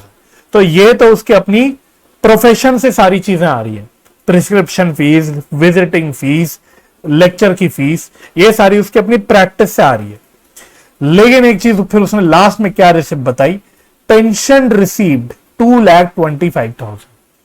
तो पेंशन मिली, पेंशन मतलब क्या होता है, जो रिटायर्ड एम्प्लॉइज होते हैं उनको कुछ काइंड ऑफ एक सैलरी मिलती रहती है पुरानी कंपनी से जहां से वो रिटायर हो, है ना, ये एक काइंड ऑफ रिटायरमेंट बेनिफिट होता है। ठीक है, आगे जाके अपने पेंशन के बारे में और भी चीजें आप पढ़ोगे, तो सिंपल ये है आपका। ठीक है, तो पेंशन भी उसके अकाउंट में आ रही है। तो क्या पेंशन मिलना उसकी इस पर्टिकुलर प्रैक्टिस से रिलेटेड है? नहीं, वो तो जो पहले जॉब करता था उससे रिलेटेड है। तो this is not relating to his practice. ठीक है, तो अब सवाल उठा, पेंशन आ तो रहा है, अब हम इसको कैसे डील करें, हम अपने फाइनल अकाउंट्स में इसको कैसे डील करेंगे? तो we will treat this as what, we will treat this as fresh capital introduced. तो हम ऐसा मानेंगे कि भाई इसका कुछ पेंशन मिला था, वैसे उसका अपना पैसा था वो, लेकिन उसने अपनी इस प्रैक्टिस में लगा दिया, तो इसको हम फ्रेश कैपिटल की तरह ट्रीट करेंगे। बात समझ में आ गई? तो एक तो ये इंपॉर्टेंट पॉइंट है, तो इस पे मैं एक सितारा भी लगा देता हूं। इसके बाद फिर अब पेमेंट साइड में आते हैं। मेडिसिन परचेज करी 183,750 की, सर्जिकल इक्विपमेंट्स परचेज करे 187,500। सर्जिकल इक्विपमेंट्स बोलते ही ये आपकी फिक्स्ड एसेट हो गई। मोटर कार परचेज करी 240 की, again fixed asset, but motor car expenses है 90,000 के, तो ये आपके नॉर्मल एक्सपेंसेस है। Wages and salaries normal expenses है। Rent of clinic normal expenses है। जर्नल चार्जेस ये भी नॉर्मल कुछ खर्चे हैं। हाउस होल्ड एक्सपेंसेस और हाउस होल्ड फर्नीचर। अब ये देखो, और उसके नीचे भी दे रखा है एक्सपेंसेस ऑन डॉटर्स मैरिज। तो ये क्या है, खर्चा पढ़ के देखो, हाउस होल्ड एक्सपेंसेस घर के राशन पानी का खर्चा, हाउस होल्ड फर्नीचर घर के लिए कुछ फर्नीचर खरीदा, बिस्तर वगैरह खरीदा, उसके अलावा एक्सपेंसेस ऑन डॉटर्स मैरिज, अपनी बेटी की शादी करवाई। तो खुद सोचो, क्या ये तीन खर्चे आपको लग रहे हैं कि इसकी प्रैक्टिस से रिलेटेड है? नहीं लग रहे, पर्सनल नेचर के खर्चे लग रहे हैं आपको ये। तो ये क्या है, ये क्या है बच्चों, ये आपकी ड्राइंग्स है भाई, ये पर्सनल खर्चे हैं, ब्रैकेट में लिख लो, ये पर्सनल नेचर के खर्चे हैं। सो ये कहीं ना कहीं आपकी ड्राइंग्स है। क्लियर हो गया ये पॉइंट? तो इसको भी अलग से हाईलाइट कर लेना। फिर इंटरेस्ट ऑन लोन पे किया 27,000 का। तो ऐसी मजे के लिए देखिए, वैसे बनता कितना था, तो 2,25,000 का लोन था, ऐसी चेक कर रहा हूं बस एक बार, 2,25,000 का लोन था, और इंटरेस्ट का रेट सवाल ने बता रखा था 12%। तो कितना इंटरेस्ट आ रहा है, ये आ रहा है, अरे वाह 27,000 ही आ रहा है, 27,000 का ही इंटरेस्ट आ रहा है। इसका मतलब जितना इंटरेस्ट बनता था लोन में साल का, उतना पूरा इंटरेस्ट हमने पे भी कर दिया। यानी यहां पे कोई आउटस्टैंडिंग इंटरेस्ट का लफड़ा कुछ भी नहीं होगा, चुपचाप से हम इसी को अपना खर्चा मान लेंगे। ठीक है जी। फिर आपको बैंक और कैश के दोनों के बैलेंसेस भी दे रखे। अब नीचे कहता है 1/3 of the motor car expenses may be treated as applicable to the private use of car. तो यानी कह रहा है ऊपर जो मोटर कार के एक्सपेंसेस थे, कहां थे सर, ये रहे, ये वाले मोटर कार एक्सपेंसेस। ये कह रहा है इसका जो 1/3 है वो आप मानना कि ये पर्सनल खर्चे के लिए, मतलब बाय नेचर ये ड्राइंग्स है, बाय नेचर क्या है, ये ड्राइंग्स है। तो इसका मतलब क्या हुआ, रिमेनिंग 2/3 जो होगा वो हम बिजनेस के खर्चे या अपने प्रैक्टिस के खर्चे की तरह ट्रीट करेंगे। ठीक है, तो हमने अपने प्रैक्टिस का जो खर्चा मानेंगे, इसका 2/3 ही मानेंगे। क्लियर हो गया? And ₹22,500 of salaries are in respect of domestic servants. तो किधर है सैलरीज एंड वेजेस, ये रहा। ओहो, तो ये भी खर्चा कह रहा है, इसमें से कह रहा है कि कितना है आपका 22,500 का जो खर्चा है, इसमें से जो 22,500 का खर्चा है ये भी क्योंकि आपके डोमेस्टिक सर्वेंट का खर्चा है, so this is also related to your personal expense. ये भी आपकी प्रैक्टिस का खर्चा नहीं है, ठीक है। तो देखो आपको ड्राइंग्स पर्सनल नेचर के कितने सारे खर्चे हो गए, फटाफट से एक बार देख लो। एक तो ये 3 चीजें हो ही गई है ना, house hold expenses, house hold furniture और एक्सपेंसेस ऑन डॉटर्स मैरिज। इसके अलावा मोटर कार एक्सपेंसेस का 1/3 पर्सनल नेचर का है। वेजेस एंड सैलरीज में जो दे रखा है उसमें से टोटल जो है 22,500 ये पर्सनल नेचर का है। तो यानी 5 चीजें आपको दिख रही है जो बाय नेचर पर्सनल एक्सपेंसेस की है, मतलब ड्रॉइंग्स के नेचर की एक प्रकार से, ठीक है। The stock of medicine in hand on 31 March 2022 was valued at 71,250। तो देखो हमने मेडिसिन परचेस करी थी, कहां गई, ये रही, हमने मेडिसिन परचेस करी थी। तो टोटल मेडिसिन परचेस तो करी 183,750 की, लेकिन इसमें से क्लोजिंग डेट पे हमारे पास 71,250, 71,250 की मेडिसिन अभी भी हमारे पास स्टॉक में पड़ी हुई है। तो क्या इससे आप अपना मेडिसिन कंज्यूम निकाल सकते हो कि कितना मेडिसिन हमने कंज्यूम किया। ओपनिंग मेडिसिन तो कुछ है नहीं क्योंकि हम लोग प्रैक्टिस इसी साल शुरू कर रहे हैं। 183,750 की हमने मेडिसिन परचेस करी, जिसमें से 71,250 की मेडिसिन क्लोजिंग डेट पे अभी भी पड़ी है। इसका मतलब सिर्फ जो बैलेंस मेडिसिन होगी वही हमने ड्यूरिंग द ईयर कंज्यूम करी होगी, ठीक है। तो जब हम खर्चा लेंगे तो हम एक्चुअल मेडिसिन कंज्यूम कितने रुपए की करी उतना ही लेंगे, ठीक है। और जो मेडिसिन स्टॉक में पड़ी है वो हम एसेट की तरह ट्रीट करेंगे। चलो, you are required to prepare his capital account and income and expenditure account for the year ended 31st March 2022 and balance sheet as on that date. Ignore depreciation of fixed asset. Fixed asset पे depreciation ignore करो। तो अब देखो इस question में एक छोटी सी controversy है मेरे साइड से। क्वेश्चन इज वेरी गुड, तो मैंने आपको बोल दिया इसको स्टार मार्क कर लो, 100% करके जाना। बट इंस्टीट्यूट क्या चक्कर है, इंस्टीट्यूट इस सवाल को एनपीओ में डाल देता है, एनपीओ टॉपिक में डाल देता। अब खुद सोचो, क्वेश्चन की कहानी देखो, वो अपनी एक डॉक्टर है बेसिकली जो अपनी प्राइवेट प्रैक्टिस स्टार्ट कर रहा है। तो क्या बात बताओ, एक डॉक्टर जो प्राइवेट प्रैक्टिस कर रहा है, क्या आप उसको एनपीओ बोलोगे? Can you consider it as a non profit organisation? नहीं भाई, भाई प्राइवेट प्रैक्टिस में कोई डॉक्टर काम कर रहा है तो वो भी प्रॉफिट के लिए काम कर रहा है, वो कोई समाज सेवा नहीं कर रहा। या तो वो फ्री फंड में पूरा इलाज कर रहा होता, सोशल सर्विस कर रहा होता कि फ्री में इलाज कराऊंगा मैं, सब गरीब लोगों का इलाज करूंगा, तो एक फिर अलग चीज थी। बट वो ऐसा तो नहीं कर रहा। देख लो रिसिप्ट में प्रिस्क्रिप्शन फीस भी ले रहा है, विजिटिंग फीस भी ले रहा है, लेक्चर्स वगैरह ले रहा है, उसकी भी फीस ले रहा है, दुनिया भर की फीस ले रहा है वो। तो वो प्राइवेट प्रैक्टिस प्रॉपर बिजनेस की तरह कर रहा है, मतलब मुनाफे के लिए कर रहा है, इनकम कमाने के लिए कर रहा है। So this is not NPO. तो ये क्वेश्चन अच्छा है, उसमें कोई दिक्कत नहीं, लेकिन ये गलत टॉपिक में आता है, हमेशा ये एनपीओ में दिखा देता है इंस्टीट्यूट, ठीक है। अगर आप मुझसे पूछोगे तो मेरे हिसाब से ये फाइनल अकाउंट्स का क्वेश्चन है, फाइनल अकाउंट्स, जो फाइनल अकाउंट्स का आपका यूनिट है उसका सवाल है मेरे हिसाब से। बट इंस्टीट्यूट इसको एनपीओ का क्वेश्चन मान के करता है, ठीक है। तो अब हम क्या कर सकते हैं, जो है सो है। मुझे नहीं पता बाकी सारे जो सब्जेक्ट एक्सपर्ट्स हैं उनका क्या विचार है इस बारे में, बट मैं तो बहुत स्ट्रांगली, मेरा स्ट्रांग ओपिनियन है मतलब कि भाई ये एनपीओ का क्वेश्चन नहीं है, this is a question from final accounts, ठीक है। एनीवे जो भी है, क्वेश्चन तो हमें सॉल्व करना है। तो सबसे पहले बनाते हैं हम लोग income and expenditure account for the year ended, for the year ended 31st March 2022। चलो,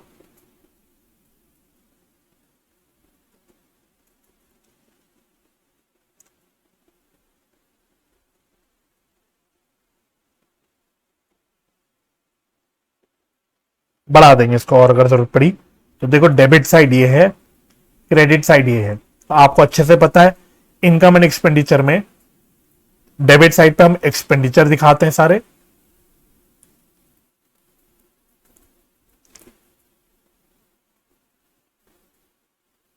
और क्रेडिट साइड पे हम सारे इनकम्स दिखाते हैं, ठीक है। और दूसरी बात ध्यान रखना कि जब इनकम एंड एक्सपेंडिचर अकाउंट की बात करते हैं, सो this is always prepared on accrual basis.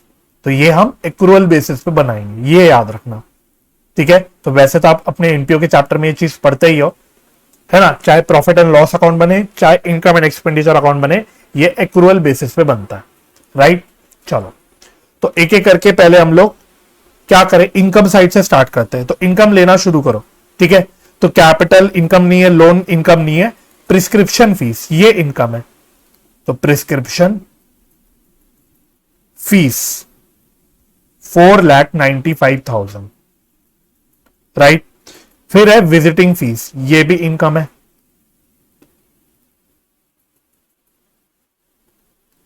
तो ये है 187,500, ठीक है सर।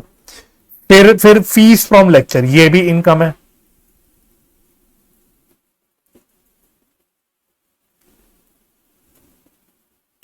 तो ये कितना है 18,000, ठीक है। तो इनकम साइड हो गई। लास्ट है आपका पेंशन रिसीव। तो ये मैं आपको ऑलरेडी बता चुका कि ये क्या है, ये एक प्रकार का आप मानोगे कि फ्रेश कैपिटल लेके आया, ठीक है। तो दिस इज डन। अब एक्सपेंडिचर साइड पे आना, तो मेडिसिन, तो मेडिसिन परचेज उसने दे रखा है, बट हम क्या लेंगे, मेडिसिन कंज्यूम्ड। आओ जी, तो मेडिसिन कंज्यूम निकाल लेते हैं फटाफट से, कितना आएगा। तो परचेज करी हमने मेडिसिन 183,750 की, जिसमें से अभी स्टॉक पे कितनी मेडिसिन पड़ी हुई है, 71,250 की। तो इसका मतलब मेरी मेडिसिन कंज्यूम कितनी आ गई, ये आ गई 1,12,500, 1,12,500, ठीक है जी, यस सर। फिर अगला सर्जिकल इक्विपमेंट्स, तो ये तो फिक्स्ड एसेट है। मोटर कार फिक्स्ड एसेट है। मोटर कार एक्सपेंसेस, आओ जी, मोटर कार एक्सपेंसेस। तो यहां पे भी केयरफुल रहना। तो वैसे तो हमारा टोटल एक्सपेंस हुआ कितने का है, 90,000 का हुआ है, लेकिन सवाल ने क्या बोला, इसमें से 1/3 आप मानो कि ये प्राइवेट यूज के लिए, मतलब पर्सनल यूज के लिए। तो पर्टिकुलरली प्रैक्टिस के लिए इसका मतलब कितना यूज किया होगा मैंने, 2/3, ठीक है जी। तो 90,000 का 2/3 निकाल लेना, यह आ जाएगा 60,000, राइट। फिर क्या दे रखा है, वेजेस एंड सैलरीज।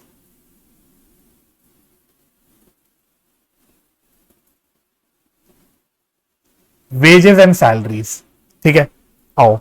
तो वैसे वेजेस एंड सैलरीज हुई कितनी की है, 78,750 का, ठीक है। तो 78,750 का खर्चा है टोटल।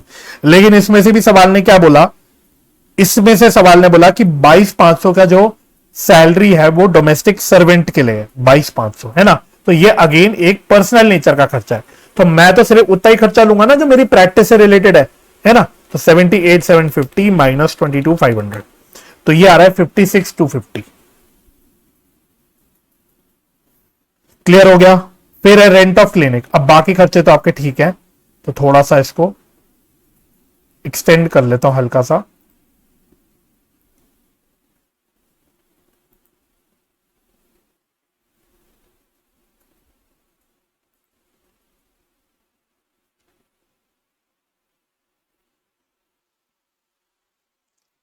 चलो, तो रेंट ऑफ क्लिनिक, तो ये मेरा प्रैक्टिस से रिलेटेड खर्चा है, तो ये कितना हो जाएगा, 45,000। फिर नेक्स्ट है जनरल चार्जेस, ठीक है। तो ये कुछ अपने और कुछ मिसलेनियस खर्चे वगैरह होंगे हमारे क्लिनिक से रिलेटेड। तो ये कितने हो गए, 36,750। फिर हाउस होल्ड एक्सपेंसेस हमने बोल दिया पर्सनल खर्चा है। हाउस होल्ड फर्नीचर पर्सनल खर्चा है। Expenses on daughter's marriage personal खर्चा है। लास्ट आ रहा है आपका इंटरेस्ट ऑन लोन, ठीक है। तो जस्ट फॉर क्लैरिफिकेशन यहां मैं ब्रैकेट पे कैलकुलेशन दिखा देता हूं कि हम तो यहां कितना इंटरेस्ट लेंगे, कि कितना साल का इंटरेस्ट एक्चुअली में एक्रू हुआ। तो लोन था हमारा 2,25,000 का, जिसपे इंटरेस्ट लगाना है हमको पूरे साल का 12% का। तो इत्तेफाक से ही जो इंटरेस्ट की फिगर आ रही है ये एग्जैक्टली 27,000 की आ रही है, ठीक है। बट ये इत्तेफाक है बच्चों, इसका मतलब ये नहीं कि हर बार एग्जाम में सेम आएगी। आपको एक बार चेक करना है कि भाई एक्चुअल खर्चा कितना है। तो अगर एक्चुअल खर्चा ज्यादा है, उसमें से पे कम किया है, तो आपको अच्छे से पता है इसका मतलब जो रिमेनिंग अमाउंट है वो कहीं ना कहीं आउटस्टैंडिंग खर्चा होगा, ठीक है। तो ये बात आप थोड़ा सा चेक जरूर करना अपने क्वेश्चंस में, राइट। तो आई थिंक हमने सब कुछ ले लिया। तो एक बार देख लेते हैं इनकम साइड का टोटल कितना आ रहा है। तो ये आ रहा है 7,05,100।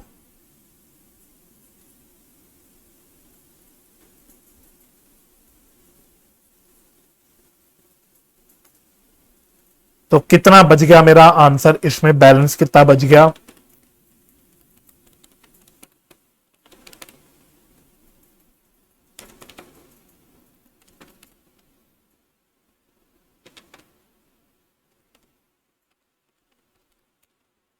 देखो मेरा आंसर बच रहा है 3,63,000।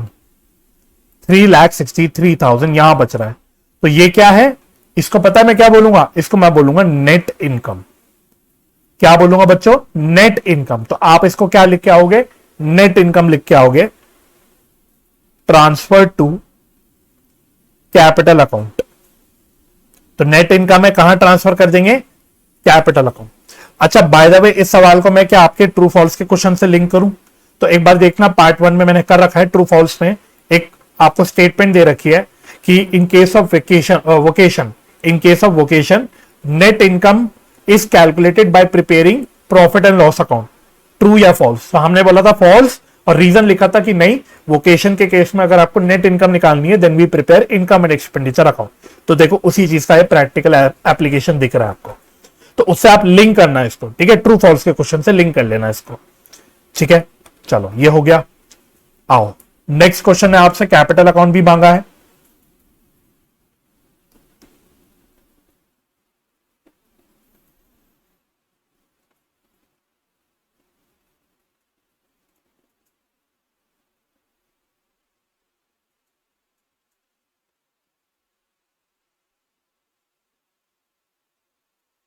आओ, तो ये है कैपिटल अकाउंट का डेबिट साइड, ये है कैपिटल अकाउंट का क्रेडिट साइड। तो सबसे पहले जो कैपिटल इंट्रोड्यूस हुआ स्टार्टिंग में कितना हुआ? 1,50,000। इसके अलावा फिर पेंशन आई, पेंशन आई, ब्रैकेट में लिख लेता हूं, ट्रीटेड एज फ्रेश कैपिटल। हम इसको फ्रेश कैपिटल की तरह मान रहे हैं। तो पेंशन कितनी आई? 2,25,000, राइट? इसके अलावा हमने सरप्लस लिया या नेट इनकम लिया इनकम एंड एक्सपेंडिचर अकाउंट से। तो यहां मैं बाय नेट इनकम लिख लेता हूं। कितना निकाला था हमने? 363, ठीक है? अच्छा, अब कैपिटल कम कहां कहां हुई ये देख लेते हैं, ठीक है? कैपिटल कम कहां कहां हुई? तो पहले आपको कुछ पर्सनल एक्सपेंसेस दे रखे हैं जो डायरेक्टली गिवन है आपके सवाल में। क्या क्या गिवन है? एक आपको हाउस होल्ड एक्सपेंस दे रखा है, कितने रुपए का हाउस होल्ड एक्सपेंस दे रखा है? 1,35,000 का। इसके अलावा आपका हाउस होल्ड फर्नीचर दे रखा है,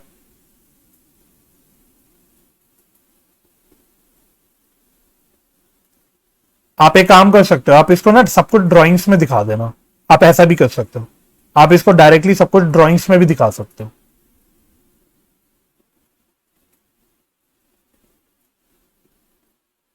ठीक है, तो सारे ही खर्चे हम यहीं पे दिखा देते हैं। तो हाउस होल्ड फर्नीचर कितने का है? 18,750। फिर आपके कुछ एक्सपेंसेस ऑन मैरिज है, डॉटर्स मैरिज, ये कितने के हैं? 161,250, ठीक है? ये भी हो गया। और अब इसके अलावा आपको जैसे मोटर कार का कुछ दे रखा है कि मोटर कार का जो एक्सपेंस है, मोटर कार के जो मेरा एक्सपेंस है इसका 1/3 प्राइवेट यूज के लिए। तो टोटल खर्चा था 90,000 का, इसका 1/3 आपको लेना है एज पर्सनल एक्सपेंस। तो ये कितना आ गया?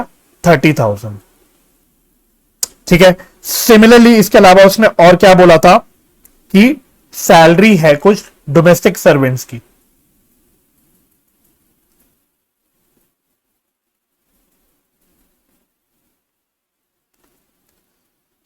कितनी है? 22,500, ठीक है? तो आई थिंक मैंने सारे खर्चे ले लिए, ठीक है? 5 खर्चे गिने थे ना हमने, तो पांचों खर्चे हमने ले लिए। तो अब सबका टोटल कर सकते हैं। तो कितना टोटल आ गया?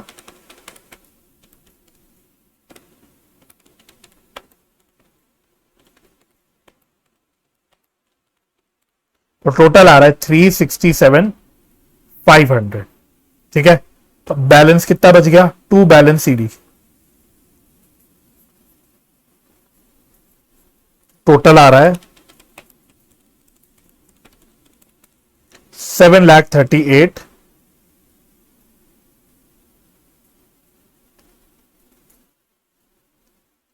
माइनस 367,500, तो बैलेंस बच गया 370,500 का, 370,500। ठीक है जी। और लास्टली सवाल ने आपको बैलेंस शीट भी बनाने बोला था, तो फटाफट से बना लेते हैं balance sheet. As on 31st March 2022।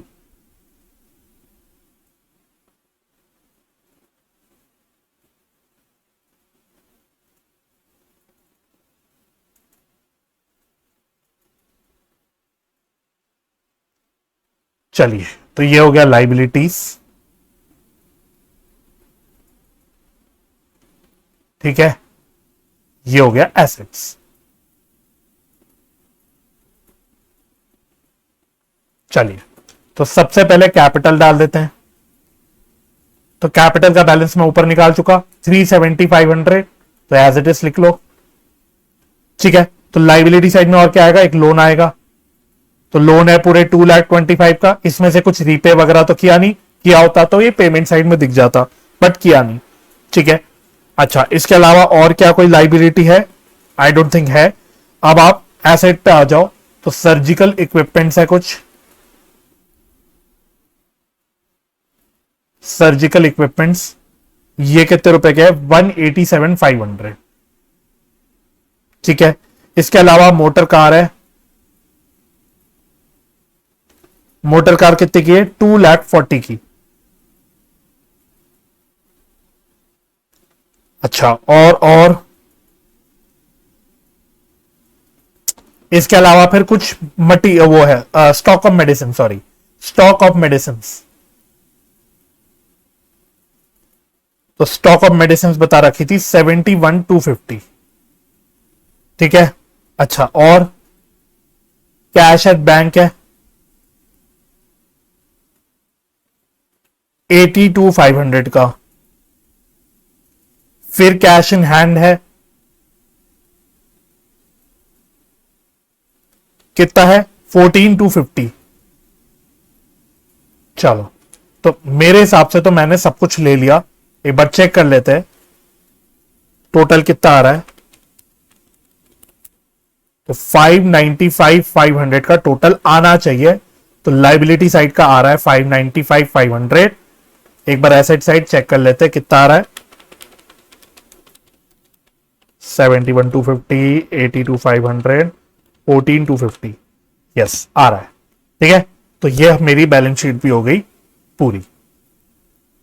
चलो, ठीक है, तो उम्मीद है ये क्वेश्चन भी आपको बिल्कुल क्लियर हो गया होगा। जल्दी से अपने नेक्स्ट क्वेश्चन की ओर बढ़ते हैं। क्वेश्चन नंबर 17 पढ़ते हैं। ये क्वेश्चन आपके इश्यू ऑफ शेयर्स चैप्टर से, स्पेसिफिकली आपका जो प्रो राटा अलॉटमेंट है उसके ऊपर ही आपका सवाल है। Finopolis limited is a company with an authorised share capital of ₹4 crore in equity shares of ₹10 each, of which 30 lakh shares had been issued and fully paid on 30 June 2022। तो ठीक है, कह रहा है कि 4 करोड़ रुपए की हमारी ऑथराइज कैपिटल है, जिसमें से 30 लाख शेयर्स जो टोटल है हम इशू ऑलरेडी कर चुके हैं, जो कि फुल्ली पेड हो चुके हैं। Company propose to make a further issue of 3,60,000 shares of ₹10 each at a price of ₹12 each, the arrangements for payment being so and so। तो कह रहे हैं कंपनी ने इसके अलावा 3,60,000 शेयर्स और इशू करे, 10 रुपए की फेस वैल्यू है, लेकिन हमने इशू करे 12 रुपए पे। इसका मतलब क्या हुआ कि मैंने 2 रुपए के प्रीमियम पे शेयर्स इशू करे। क्लियर हो गया, यस। अब कैसे कैसे हमें पैसा मिलना है, कह रहा है ₹2 पर share payable on application to be receive by 1 July 2022। 2 रुपए एप्लीकेशन पे है। Allotment to be made on 10 July 2022 and further ₹5 पर share including the premium to be payable. तो अलॉटमेंट में 5 रुपए मंगवाने including premium. Final call for the balance to be made and the money received by 31 March 2023। फिर final call हमको अपना जो भी बैलेंस बचा उसका फाइनल कॉल मंगवाना है, और उसका जो पैसा मिला वो कब मिला, 31 मार्च 2023 को। इसका मतलब फाइनल कॉल कब मंगवा रहे हैं, कब ड्यू कर रहे हैं, इसकी डेट नहीं दे रखी, बाकी सारी डेट्स आपको दे रखी है। ठीक है, आओ फिर कहता है applications were received for 8,40,000 shares and were dealt with as follows। तो देखो हमने कितने शेयर्स इशू करे थे, हमने 3,60,000 शेयर्स इशू करे थे, बट हमें एप्लीकेशन कितने शेयर्स की आ गई, हमें 8,40,000 शेयर्स की एप्लीकेशन आ गई। क्या क्या है अब देखो कैसे कैसे अब हम लोग काम करेंगे। तो केस आइडेंटिफाई कर लिया सबसे पहले आपने, नंबर ऑफ शेयर्स जो एप्लीकेशन आई वो ज्यादा है as compare to number of shares issued, यानी कि ये केस किसका हो गया, ओवर सब्सक्रिप्शन का केस हो गया, राइट, यस सर। अब देखो हमने कैसे इसको डील किया, applicants for 40,000 shares were received allotment in full. तो 40,000 शेयर्स पे तो हमने पूरे 40,000 शेयर्स की अलॉटमेंट कर दी, फुल अलॉटमेंट कर दी। Applications for 2 lakh shares received an allotment of 1 share for every 2 shares apply. मतलब 2 लाख का 1/2, तो यानी 1 लाख शेयर्स हमने यहां पे ऐसे अलॉट कर दिए। No money was return to these applicants, the surplus on application being used to reduce the amount due on allotment. तो हमने कुछ पैसा वापस नहीं किया, हमें कोई पैसा रिफंड नहीं करना पड़ा, जो भी एक्सेस एप्लीकेशन मनी था वो हमने अलॉटमेंट के अगेंस्ट एडजस्ट कर लिया। ठीक है, तो 40,000 शेयर्स ये हो गए जिसमें हमने पूरी 40,000 की अलॉटमेंट करी, राइट। 2 लाख शेयर्स ये हो गई जिसपे हमने 1 shares for every 2 applied for, मतलब 1/2 के हिसाब से 1 लाख शेयर्स हमने यहां अलॉट कर दिए। फिर थर्ड में कहता है applicants for 6 lakh shares received an allotment of 1 share for every 5 shares applied for. तो यहां पे हमने 1/5 के हिसाब से अलॉटमेंट करी, तो ये कितना आ जाएगा, ये आएगा 1,20,000, 1,20,000। ठीक है, the money due on allotment was retained by the company, the excess being returned to the applicants। तो जो अब यहां पे excess application बनी है वो हम allotment के अगेंस्ट एडजस्ट कर रहे हैं, और बैलेंस जो भी है वो हम लोग रिफंड कर रहे हैं। ठीक है, और फोर्थ में कहता है the money due on final call was received on the due date. ठीक है, ये तो बस बता रहा है कि फाइनल कॉल का पैसा हमें ड्यू डेट पे मिल गया। You are required to record these transactions including cash items in the journal of Finopolis limited. चलो अब मैं आपको इसमें एक ब्लंडर और दिखाने वाला हूं, एक ब्लंडर और दिखाने वाला हूं। अपनी गलतियों की लिस्ट चालू है भाई, ध्यान रखना, गलतियों की लिस्ट पार्ट 1 से चालू है, छोटी गलती से लेके ब्लंडर्स तक मैं आपको एक एक पॉइंट कर रहा हूं। यहां पे एक और ब्लंडर अभी पॉइंट आउट करवाने वाला हूं, बट पहले उससे थोड़ी सी वर्किंग कर लेते हैं। तो देखो बच्चों, हमने 12 रुपए पे शेयर्स इशू करे, जिसमें 10 रुपए फेस वैल्यू के हैं, 2 रुपए प्रीमियम के। ठीक है, अब इसको हमने कितने किस्तों में मंगवाया है, इसको हमने 3 किस्तों में मंगवाया है।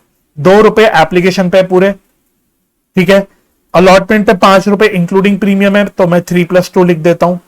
और फाइनल कॉल पे, फर्स्ट एंड फाइनल कॉल पे आपके कितने रुपए हैं, बैलेंस, तो बैलेंस बचे कितने, 5 रुपए, तो 5 रुपए आपके फाइनल कॉल के हो गए। ठीक है, अच्छा अब देखो, जब इस तरह का सवाल होता है ना, जब आपका एक तो प्रोराटा अलॉटमेंट है और उसमें भी कई सारी कैटेगरीज है कि भाई कुछ को हम पूरा अलॉटमेंट दे रहे हैं, कुछ को हम किसी और रेशो में प्रोराटा अलॉटमेंट कर रहे हैं, किसी और को कुछ को हम और कोई दूसरे रेशो में प्रोराटा अलॉटमेंट कर रहे हैं, मतलब कई सारी कैटेगरीज क्रिएट हो रही है।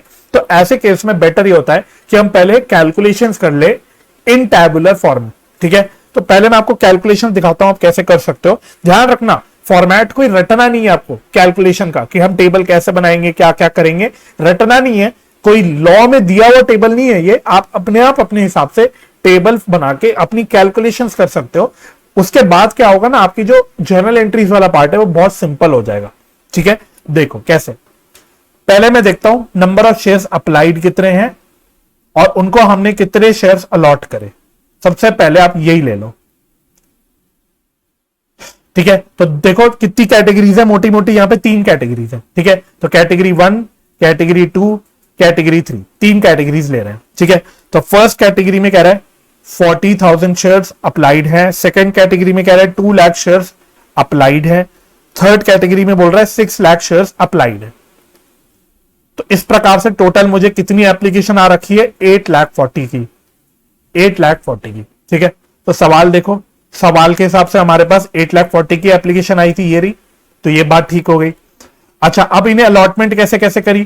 फर्स्ट कैटेगरी में पूरे 40,000 शेयर्स अलॉट कर दिए। सेकंड कैटेगरी में हमने 1/2 के हिसाब से 1/2 के हिसाब से बोला था कितने अलॉट करे, 1 लाख शेयर्स। और थर्ड कैटेगरी में हमने 1/5 के हिसाब से कितने शेयर्स अलॉट कराए थे, 1,20,000। ठीक है, यही था। अब जरा एक बार इसका टोटल देखना कितना आ रहा है, 2,60,000 है ना, है ना। तो 8,40,000 शेयर्स अप्लाइड है, जिसमें से हमने कितने अलॉट करे हैं, 2,60,000। अब जरा मजे की बात दिखाता हूं, क्वेश्चन की इंफॉर्मेशन में आना, हमने कितने शेयर्स इशू करे थे। क्वेश्चन के हिसाब से हमने 3,60,000 शेयर्स इशू करे थे। यहां पे हमारे क्वेश्चन की इंफॉर्मेशन के हिसाब से कितने शेयर्स अलॉट हो रहे हैं, 2,60,000 हो रहे हैं। हो गया ब्लंडर, हो गई कंफ्यूजन क्रिएट। फिर वही बात, बच्चा परेशान, एग्जाम में ऐसा हो गया तो वो 10 बार चेक करेगा अपनी कैलकुलेशंस कि मैं कहां गलत कर रहा हूं। वो 10 बार क्वेश्चन वापस से पढ़ेगा कि मैं कहां मिस कर रहा हूं चीज। वेस्ट हो गया ना बच्चे का टाइम। बीआरएस में भी यही प्रॉब्लम हुई थी, यहां पे भी वही प्रॉब्लम हो गई सेम। तो आप देख रहे हो कितने सारे ब्लंडर्स आ रहे हैं, कितनी सारी इश्यूज आ रहे हैं। ठीक है, ऐसे ही मैं स्टार्टिंग से नहीं रो रहा, मैंने पढ़ा था, मैंने आरटीपी गो थ्रू करी थी और मुझे पता था कहां कहां कितनी सारी यहां पे ब्लंडर्स हैं, कितनी सारी गलतियां हैं, कितनी सारी टाइपिंग मिस्टेक्स हैं, बहुत सारी गलतियां हैं। तो आप यहां पे इसमें तो एक काम कर सकते हो, अभी तो देखो कर लोगे, एग्जाम में कैसे पता लगेगा आपको। तो यहां पे आप इसको 3,60,000 को काट के 2,60,000 कर लेना, करेक्शन कर लेना। ठीक है, बट वही बात है भाई, बड़ी चिंताजनक बात है। मैं बता नहीं सकता मुझे कितनी चिंता होती है। मैं जबरदस्ती सेंसेशन नहीं क्रिएट कर रहा, जबरदस्ती मैं अपने सेंसेशंस नहीं क्रिएट कर रहा, मेरी वो आदत ही नहीं है। मुझे जेन्युइनली जब मैंने आरटीबी गो थ्रू की थी, मेरा माथा बिल्कुल खटका था कि ये क्या कबाड़ कर रखा है, इतनी गलतियां, आई डोंट नो क्या चल रहा है। एनीवे, चलो ये बात क्लियर हो गई। ठीक है, अब जरा देखो नेक्स्ट टेबल में हमें कितना एप्लीकेशन मनी रिसीव हुआ।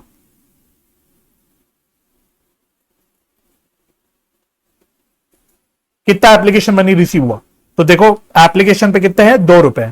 तो फर्स्ट कैटेगरी में 40,000 शेयर्स की एप्लीकेशन आई थी, तो ₹2 के हिसाब से 80,000 रुपए हमको यहां पे मिले होंगे, ये रुपीस में। ठीक है, सेकंड कैटेगरी में 2 लाख की एप्लीकेशन आई थी, ₹2 के हिसाब से 4 लाख रुपए के एप्लीकेशन मनी मिली होगी। थर्ड कैटेगरी में 6 लाख की एप्लीकेशन आई थी, ₹2 के हिसाब से 2 6 12 लाख रुपए की एप्लीकेशन मनी आई होगी। तो इस प्रकार से टोटल हमारे पास 16,80,000 की एप्लीकेशन मनी आई होगी। और इसको आप टैली कर सकते हो यहां से, 8,40,000 की टोटल एप्लीकेशन थी, इसको 2 से मल्टीप्लाई कर दो तो ये आपका 16,80,000 आ जाएगा। ठीक है, अच्छा अब अलॉटमेंट के हिसाब से हमारे को कितनी एप्लीकेशन मनी रिक्वायर्ड थी। अब कितनी एप्लीकेशन मनी रिक्वायर्ड थी चेक कर लो, कितनी रिक्वायर्ड थी। तो फर्स्ट कैटेगरी में तो देखो 40,000 शेयर्स ही अलॉट हुए, तो यहां पे ₹2 के हिसाब से पूरे कितने 80,000 रुपए ही रिक्वायर्ड थे। लेकिन सेकंड कैटेगरी में तो अलॉटेड कितने शेयर्स, 1 लाख शेयर्स है, तो हमें कितने अलॉटेड शेयर्स पे कितने एप्लीकेशन मनी चाहिए थी, 2 लाख रुपए। सिमिलरली थर्ड कैटेगरी में 1,20,000 शेयर्स अलॉटेड है, तो ₹2 के हिसाब से हमें एक्चुअली में कितने एप्लीकेशन मनी रिक्वायर्ड थी, 2,40,000। तो टोटल कितना आ गया, 3 20 और 2 5,20,000।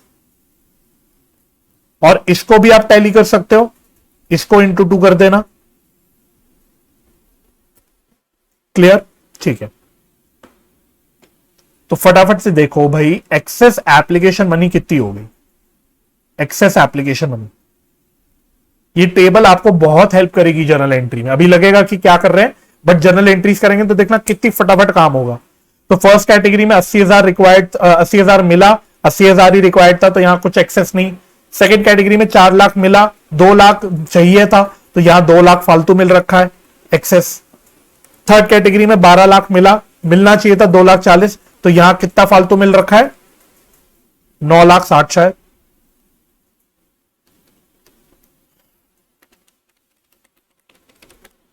ठीक है, 9,60,000 रुपए एक्सेस मिल रखा है। तो टोटल एक्सेस एप्लीकेशन मनी मुझे कितनी मिल रखी है, 11,60,000। 11,60,000, इसको भी टैली कर लेना, इन दोनों के बीच का डिफरेंस चेक कर लेना कितना आ रहा है। ठीक है, मैच हो गया। चलो अब फटाफट से देखो अलॉटमेंट मनी कितना ड्यू है। अलॉटमेंट ड्यू, अलॉटमेंट ड्यू देखते हैं। तो फर्स्ट कैटेगरी में 80,000 शेयर्स हैं और उस पे अलॉटमेंट पे कितना पैसा है, सॉरी 40,000 शेयर्स है और अलॉटमेंट पे 5 रुपए। तो 5 रुपए के हिसाब से 40,000 शेयर्स पे 2 लाख रुपए का अलॉटमेंट मनी ड्यू है।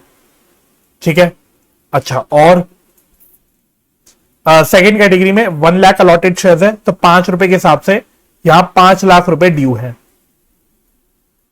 थर्ड कैटेगरी में 1,20,000 शेयर्स में 5 लाख के हिसाब से 5 रुपए के हिसाब से 6 लाख रुपए ड्यू है। तो टोटल अलॉटमेंट पे कितना पैसा ड्यू है, 6 5 11 2 13 लाख।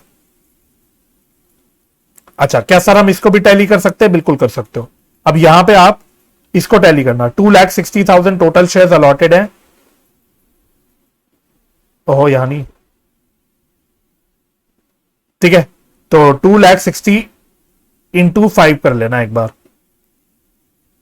टैली करने के लिए। चलो ठीक है ये हो गया। अच्छा अब अलॉटमेंट के अगेंस्ट हमें क्या करना है, एक्सेस एप्लीकेशन मनी एडजस्ट करना है, यही बोला है ना। दोनों भी प्रोराटा कैटेगरीज में उसने बोला है कि एक्सेस को आपको अलॉटमेंट के अगेंस्ट एडजस्ट करना है।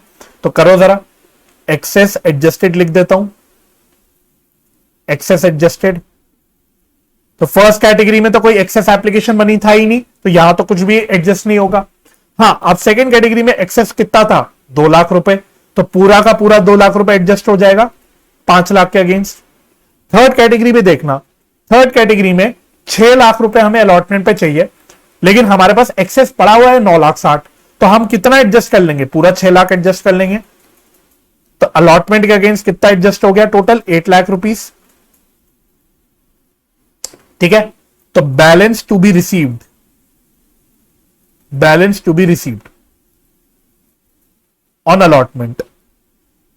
अब अलॉटमेंट पे कितना पैसा हमको मिलना चाहिए, फर्स्ट कैटेगरी में तो पूरा 2 लाख रुपए मिलना चाहिए, सेकेंड कैटेगरी में 5 लाख में से 2 लाख एडजस्ट हो गए, बैलेंस 3 लाख मिलना चाहिए, और थर्ड कैटेगरी में तो पूरा ही एक्सेस पूरे ही अलॉटमेंट के अगेंस्ट एडजस्ट हो गया तो यहां तो अब मुझे कुछ नहीं मिल रहा, तो दैट मीन्स मुझे बैलेंस 5 लाख रुपीस मिलना चाहिए।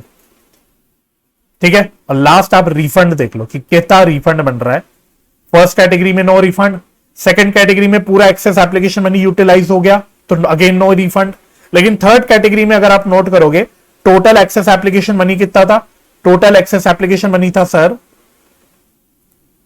टोटल एक्सेस एप्लीकेशन मनी था, एक मिनट देना, 9,60,000 ये, लेकिन उसमें से हमने एडजस्ट कितना किया, 6 लाख किया, तो अभी भी कितना एक्सेस एप्लीकेशन मनी बच गया, 3,60,000 का, 3,60,000 का अभी भी एक्सेस एप्लीकेशन मनी बच गया।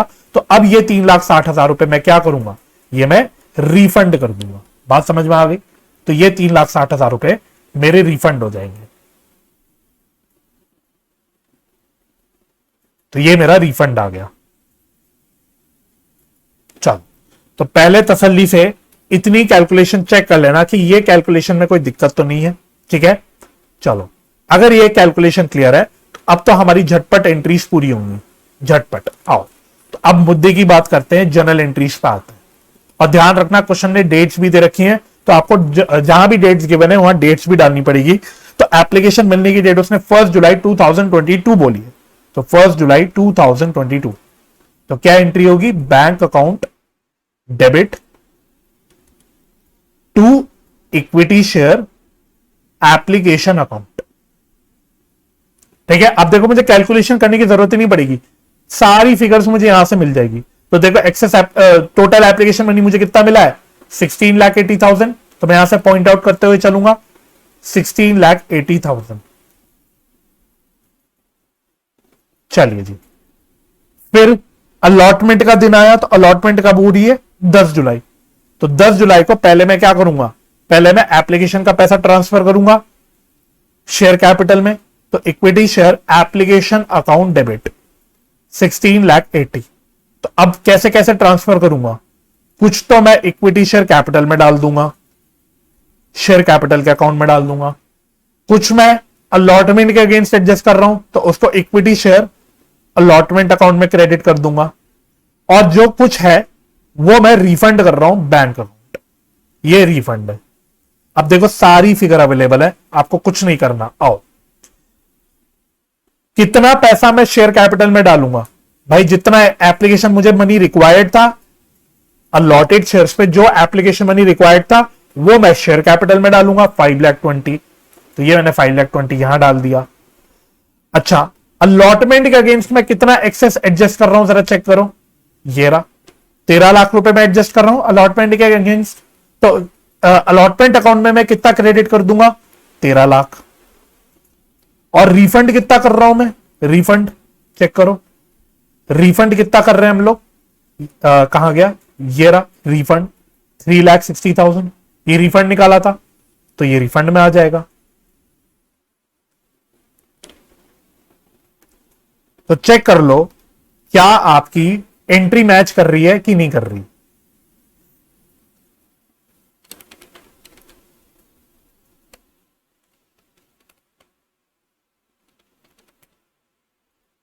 एक मिनट,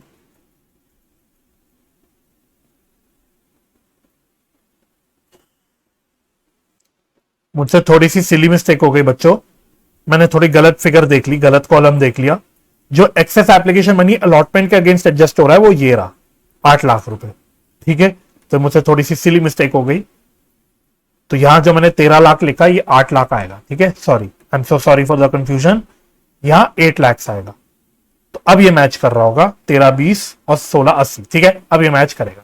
ठीक है, अच्छा, अब क्या करूंगा, अभी अलॉटमेंट का ही दिन चल रहा है।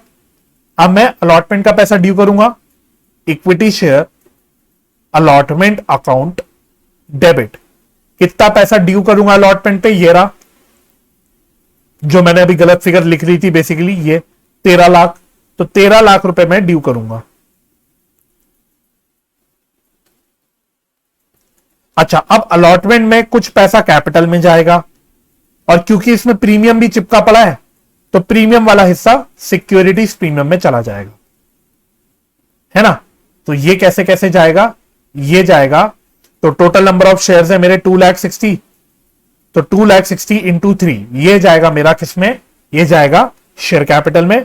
और 2,60,000 इंटू 2 ये मेरा जाएगा प्रीमियम में। तो ये कितना आ गया, 5,20,000। और ये आ गया 7,80,000। ठीक है, समझ आ गई एंट्री। तो बस एक छोटी सी मुझे कैलकुलेशन और करनी पड़ी, क्लियर हो गया। अच्छा, अब अलॉटमेंट का पैसा मिला, अलॉटमेंट का पैसा मिलने की कोई डेट बता रखी है क्या, कोई डेट मुझे दिख नहीं रही। तो मैं यही डेट मान लेता हूं कि इसी डेट पे मुझको बैलेंस अलॉटमेंट का पैसा मिलेगा। ठीक है, तो क्या एंट्री हो जाएगी, bank account debit to equity share allotment account. अब देखो कितना पैसा मिलेगा, आओ कितना पैसा मिलना है मुझे अलॉटमेंट पे, ये भी मैं निकाल चुका हूं। ये रहा balance to be received on allotment 5 lakh rupees. तो अब ये बैलेंस 5 लाख रुपए मुझे अलॉटमेंट के अब जाके मिल जाएंगे।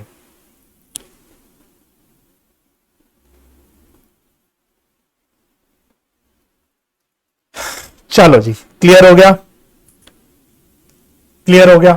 ठीक है, अब फाइनली बस आपको फाइनल कॉल की अब एंट्री करनी है। तो अब तो देखो सिंपल क्वेश्चन बच गया, बट फाइनल कॉल ड्यू करने की उसकी डेट नहीं दे रखी, तो मैं उसको ब्लैंक छोड़ रहा हूं बिकॉज ये डेट गिवन नहीं है। तो equity share final call account debit to equity share capital account. ठीक है, और फिर मुझे 31 मार्च 2023 को यह पैसा मिल भी जाएगा। Bank account debit to equity share final call account. ठीक है, तो ये और निकाल लेते हैं फटाफट से। तो फाइनल कॉल पे कितने पैसे हैं बच्चों, फाइनल कॉल पे है 5 रुपए, और टोटल नंबर ऑफ शेयर है 2,60,000। तो 2,60,000 पे 5 रुपए मेरे को फाइनल कॉल के मिलेंगे। ठीक है, 13 लाख।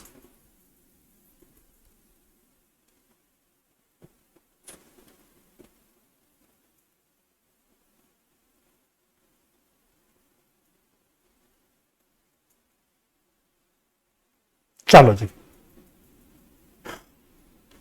ठीक है, तो बस ये मेरा क्वेश्चन है। तो एज इट इज ये क्वेश्चन आपके एग्जाम में भी आ सकता है, पूरे 10 नंबर का सवाल आएगा, मजे से 10 नंबर का सवाल आएगा, आराम से आप इसको कर सकते हो। ठीक है, चलो अब जल्दी से अपने छोटे छोटे क्वेश्चन बच गए हैं 18 और 19। तो क्वेश्चन नंबर 18 कर लेते हैं जल्दी से, जो कि फोर फीचर ऑफ शेयर्स पे है। तो कहता है give necessary journal entries for the four feature and re issue of shares. क्या क्या है, तो बेसिकली आपको देखो दो केसेस दे रखे हैं, केस 1 केस 2। तो दोनों के लिए आपको फोर फीचर और री इशू की एंट्री करनी है। और एक बात हमेशा याद रखना, जब फोर फीचर होता है फिर उसके बाद री इशू होता है, तो ऑटोमेटिकली आपको कैपिटल रिजर्व की एंट्री भी करनी है। तो आप ये नहीं बोल सकते कि यहां पे तो भाई उसने सिर्फ फोर फीचर और री इशू की एंट्री मांगी थी तो हम वही करेंगे। आपको साथ साथ कैपिटल रिजर्व की एंट्री अपने आप करनी पड़ेगी, ये अंडरस्टूड होता है। ठीक है जी, तो एक एक करके केस वाइज पढ़ते हैं और इसको फटाफट से सॉल्व कर लेते हैं। तो केस 1 में कहता है अवतार लिमिटेड फॉरफीटेड 900 शेयर्स, तो 900 शेयर्स फॉरफीट करे of ₹10 each fully called up, तो ये पूरे कॉल्ड अप थे, held by Varun for non payment of allotment money of ₹3 पर शेयर। तो वरुण कोई व्यक्ति था जिसके पास ये शेयर्स थे, उसने अलॉटमेंट का पैसा नहीं दिया ₹3 का, और फाइनल कॉल का भी पैसा नहीं दिया ₹4 का। तो जरा इतने को एनालाइज कर ले, ₹10 पूरे कॉल्ड अप थे, इसमें से कितना पैसा नहीं मिला, कितना पैसा नहीं मिला, अलॉटमेंट का पैसा नहीं मिला। तो यहां मैं दो बाइफर्केशन लगा लेता हूं। तो अलॉटमेंट का पैसा एक तो नहीं मिला ₹3 का, और फाइनल कॉल का पैसा नहीं मिला ₹4 का।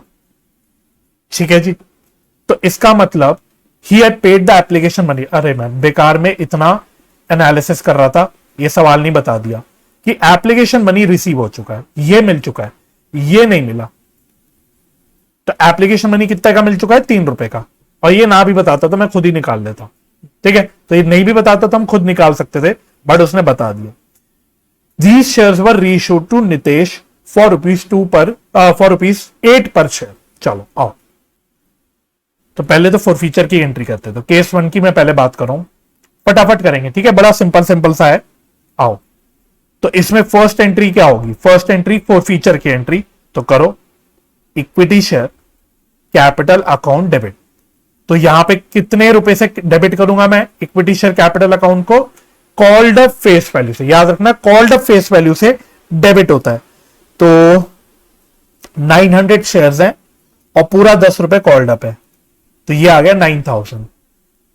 अच्छा, जो पैसा मिल गया उसको कहां क्रेडिट करेंगे? फॉरफीटेड शेयर अकाउंट में। ठीक है, तो कितना पैसा मिल चुका है? तो 900 शेयर्स पे कितना? ₹3 बोल रहा है क्वेश्चन की मिल चुका है, 2700। 9 लाख नहीं, 900 होगा, सॉरी 9000 होगा। ठीक है, 9000। ठीक है, तो ₹2700 तो मुझे मिल चुके हैं, और इसके अलावा अलॉटमेंट का पैसा नहीं मिला, इक्विटी शेयर अलॉटमेंट अकाउंट। तो जो पैसा नहीं मिला वो इक्विटी शेयर अलॉटमेंट में डाल देता हूं। तो कितना नहीं मिला? 900 शेयर्स पे ₹3 का अलॉटमेंट का पैसा नहीं मिला। बिल्कुल सेम वे में कुछ हमें फर्स्ट एंड फाइनल कॉल का भी पैसा नहीं मिला, फाइनल कॉल का, तो वो equity share final call account में क्रेडिट कर दूंगा। तो यहां कितना आएगा? 900 इंटू 4, ₹4 नहीं मिला। ठीक है, तो ये हो गया 2700 और ये हो गया 3600। 14,54,580। ठीक है, ठीक है, क्लियर हो गया। अच्छा, एक ऑल्टरनेटिव आपके पास और होता है क्या सर? जो पैसा नहीं मिला अलॉटमेंट ऑफ फाइनल कॉल का, तो उसको अलग अलग से क्रेडिट करने की जगह आप टोटल कॉल्स इन अरियर्स के नाम से भी इसको क्रेडिट कर सकते हो। ये भी आपका ऑल्टरनेटिव होता है। So this is also correct. तो अगर आप मानो कि हमने कॉल्स इन अरियर्स का अकाउंट ओपन कर रखा है, तो ऑल्टरनेटिवली हम इसको क्लब करके कॉल्स इन अरियर्स अकाउंट में भी क्रेडिट कर सकते हैं। ठीक है जी, ओके सर। अब जरा रीइश्यू के एंट्री में आना, रीइश्यू के एंट्री में आना। तो यहां पे मैं आपके साथ एक छोटी सी डिस्कशन करना चाहता हूं। आओ, क्या देखो, अगर आप यहां फोकस करोगे, उसने बताया दीज शेयर्स, मतलब ये तो क्लियर हो गया कि पूरे के पूरे 900 शेयर्स री इशू हो रहे हैं। तो दीज शेयर्स वर री इशूड टू नितेश फॉर ₹8 पर शेयर। ₹8 पे ये इशू हो रहे हैं। री इशू। लेकिन उसने ये नहीं बताया कि जो री इशूड शेयर्स है इसकी पेड अप वैल्यू कितनी है भाई। मतलब मैं री इशू के टाइम शेयर कैपिटल को कितने से क्रेडिट करूंगा, ये बताया नहीं उसने। तो हमेशा याद रखना, जब भी क्वेश्चन आपको री इशूड शेयर्स की पेड अप वैल्यू ना दे तो हम हमेशा मानते हैं कि that is equal to paid up value of forfeited share या called up value of forfeited share. तो जितना फेस वैल्यू मैं फोरफीटेड शेयर्स में मंगवा चुका हूं उतना ही मैं यहां पे पेड अप मानूंगा ऑफ री इशूड शेयर्स। अब इत्तेफाक से इस सवाल में तो पूरे ही 10 रुपए कॉल्ड अप थे, तो अब यहां पे ऑटोमेटिकली मैं मानूंगा कि यहां पे री इशूड शेयर्स पे पूरे 10 रुपए पेड अप भी होंगे। अगर क्वेश्चन में वो कहता कि 10 रुपए नहीं 8 रुपए ही कॉल्ड अप थे अभी, तो उस केस में मैं मानता कि री इशूड शेयर जो है उसकी पेड अप वैल्यू भी 8 रुपए। बात समझ में आ रही है मैं आपसे क्या कहना चाह रहा हूं। तो अगर वो री इशूड शेयर्स की पेड अप वैल्यू छुपा दे आपसे, तो आपको देखना है कि भाई फोरफीटेड शेयर्स पे कितना कॉल्ड अप था। या सिंपल भाषा में अगर मैं और भी बोलूं तो आपने फोरफीचर के टाइम पे यहां पे इक्विटी शेयर कैपिटल को कितने रुपए से डेबिट किया था, 10 रुपए से। बस इतना ही आप पेड अप मानोगे री इशूड शेयर्स का। बात समझ में आ गई, ठीक है। तो एंट्री कर लेते हैं, आ जाओ। बैंक अकाउंट डेबिट, ठीक है। डिस्काउंट वाला हिस्सा फोरफीटेड शेयर अकाउंट में डेबिट कर देंगे और पेड अप वैल्यू जितनी भी है उसको इक्विटी शेयर कैपिटल अकाउंट में क्रेडिट कर देंगे। कैलकुलेशन कर लो तो 900 शेयर्स पे 8 रुपए के हिसाब से हमने पैसा मंगवाया, ठीक है। इसमें से मतलब इसकी पेड अप वैल्यू कितनी है, 10 रुपए है। तो 2 रुपए कम सस्ता मैंने इशू करा, 10 रुपए का शेयर 8 रुपए पे इशू करा, तो मतलब मैंने कहीं ना कहीं 2 रुपए डिस्काउंट दे दिया री इशू पे, ठीक है। तो कितना कितना आ गया, सॉल्व कर लेते हैं। ये आ गया 7200, ये आ गया 1800, ये आ गया 9000, ठीक है। और थर्ड एंट्री अपने आप से कर लेते हैं, क्या sir, forfeited share account debit to capital reserve account, to capital reserve account. तो कैपिटल रिजर्व की कैलकुलेशन कैसे करते हैं, केस आइडेंटिफाई कर लो। अगर जो सारे फोरफीटेड शेयर्स रीश हो रहे हैं तो सिंपली देख लो फोरफीटेड शेयर अकाउंट में कितना बैलेंस बच गया, वो आप कैपिटल रिजर्व में ट्रांसफर कर दो। तो इस सवाल में सारे फोरफीटेड शेयर्स रीश हो रहे हैं, तो बस चुपचाप से देख लेता हूं। अच्छा सर, 2700 रुपए मैंने फोरफीटेड शेयर अकाउंट में क्रेडिट किया था फोरफीचर के टाइम पे, इसमें से मैंने कितने रुपए का डिस्काउंट दे दिया, 1800 रुपए का। तो बैलेंस 900 रुपए जो पड़े हैं ये मैं कैपिटल रिजर्व में डाल दूंगा, क्योंकि ये मेरा एक फायदा है, कैपिटल नेचर का फायदा है, तो ये मैं कैपिटल रिजर्व में डाल दूंगा। राइट, क्लियर हो गया। चलो केस 1 डन हो गया। अब जरा केस 2 देखते हैं। केस 2 क्या क्या है।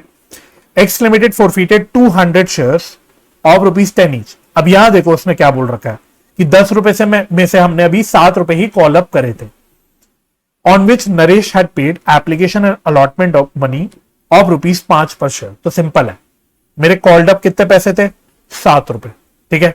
इसमें से सवाल ने बोल रखा है कितने पैसे मिल चुके हैं, 5 रुपीज रिसीव हो चुके हैं, टोटल 5 रुपीज रिसीव हो चुके हैं। तो इसका मतलब क्या हुआ, कितना पैसा मुझे अभी नहीं मिला, कितना पैसा अभी नहीं मिला मुझे, 2 रुपए अभी, इसका मतलब मुझे रिसीव नहीं हुआ। बात समझ में आ गई, यस सर। अच्छा, out of this 150 shares were reissued to Mahesh as fully paid up. तो अब यहां पे सवाल ने बता दिया कि री इश्यूड शेयर्स इशू हो रहे हैं, मतलब री इशू हो रहे हैं एज फुल्ली पेड अप, मतलब ये पूरे 10 रुपए के पेड अप वैल्यू पे इशू हो रहे हैं। और कितने रुपए पे इशू हो रहे हैं वैसे, 6 रुपए पर शेयर के हिसाब से। आओ केस 2।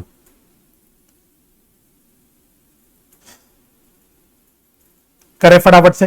तो फर्स्ट एंट्री फोरफीचर की होती है, तो equity share capital account debit. तो यहीं पे साथ साथ अमाउंट भी लिखते हुए चलते हैं। तो 200 शेयर्स फोरफीट हो रहे हैं, इस पे कॉल्ड अप फेस वैल्यू कितना है, 7 रुपए। कितना है, 7 रुपए, ठीक है। To forfeited share account, right. तो इस पे कितना पैसा मिल चुका है हमको, 200 शेयर्स पे। तो 200 शेयर्स पे बोल रखा है सवाल ने 5 रुपए मिल चुका है ना, ये बोला था। अच्छा, इसका मतलब उसने ये भी बोल रहा था कि आपका एप्लीकेशन और अलॉटमेंट का पैसा मिल चुका है, यानी इसका मतलब क्या हुआ कि मेरे को इक्विटी शेयर फर्स्ट कॉल नहीं मिला होगा, फर्स्ट कॉल का पैसा नहीं मिला होगा। अब आप पूछोगे सर आपको कैसे पता ये फर्स्ट कॉल है फाइनल कॉल नहीं है? क्योंकि क्लियर है 10 रुपए से में से अभी 7 रुपए ही मंगवाए हैं, इसका मतलब अभी और भी कुछ पैसा आगे फ्यूचर कॉल में मंगवाना है, सो ये अभी फर्स्ट कॉल ही होगा। क्लियर हो गई बात? ठीक है, तो मैंने बोला इसका मतलब 2 रुपए अभी हमको नहीं मिले, बस सॉल्व कर लो। ये आ गया 1400, ये आ गया 1000, ये आ गया 400। हाँ, यहां पे आप alternatively calls in arrears account भी लिख सकते थे, ये भी ठीक है। अगर आप कॉल्स इन अरियर्स अकाउंट भी लिखोगे तो भी कोई दिक्कत की बात नहीं है। ठीक है, सेकेंड एंट्री, अब रीइश्यू की एंट्री। तो अब यहां तो आई डोंट थिंक कोई प्रॉब्लम है, यहां तो सब कुछ क्लियर है। बैंक अकाउंट डेबिट, तो हम 150 शेयर्स रीइश्यू कर रहे हैं 6 रुपए पे, राइट? अच्छा, फिर डिस्काउंट जो दे रहे हैं उसको कहां डाल देंगे? फोरफीटेड शेयर अकाउंट में। कितने रुपए का डिस्काउंट दे रहे हैं? तो 150 शेयर्स पे हम लोग कितने रुपए का डिस्काउंट दे रहे हैं? 10 रुपए के शेयर 6 रुपए पे इशू कर रहे हैं, तो इसका मतलब हम कहीं ना कहीं 4 रुपए का डिस्काउंट दे रहे हैं। यस सर, और पूरा जो पेड अप वैल्यू है वो इक्विटी शेयर कैपिटल अकाउंट में हम लोग क्रेडिट कर देंगे। यहां कितना आ जाएगा? 150 शेयर्स इंटू ₹10। चलिए, तो ये हो गया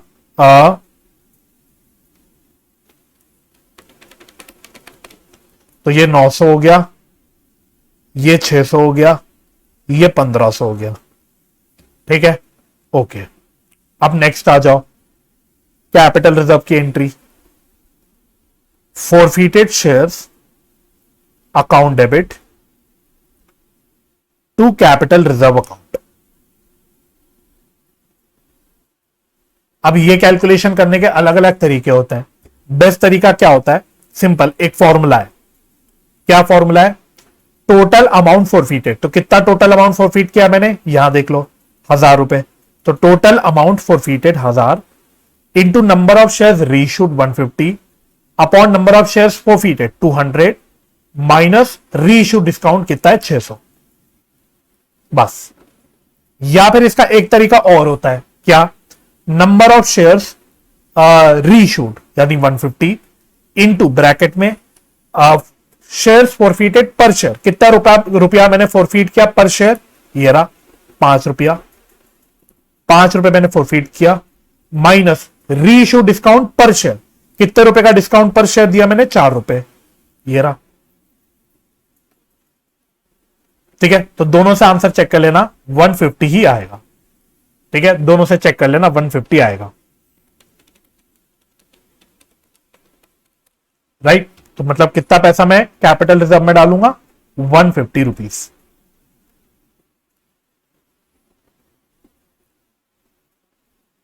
क्लियर? डन हो गया। चलें आगे बढ़े लास्ट क्वेश्चन के ऊपर, जो आपके डिबेंचर्स में से क्वेश्चन नंबर 19, मतलब लास्ट प्रैक्टिकल क्वेश्चन है। उसके बाद क्वेश्चन नंबर 20 तो आपका थ्योरेटिकल क्वेश्चन है। आओ, तो कहता है Saumya limited issued 30,000 12% debentures of the nominal value of 15 crore रुपए। कितना है? एक मिनट, 1 करोड़ 15 लाख, 1 करोड़ 50 लाख होगा ये। 75 37 50। ठीक है, इसको ढंग से लिख लेते हैं, 1 करोड़ 50 लाख।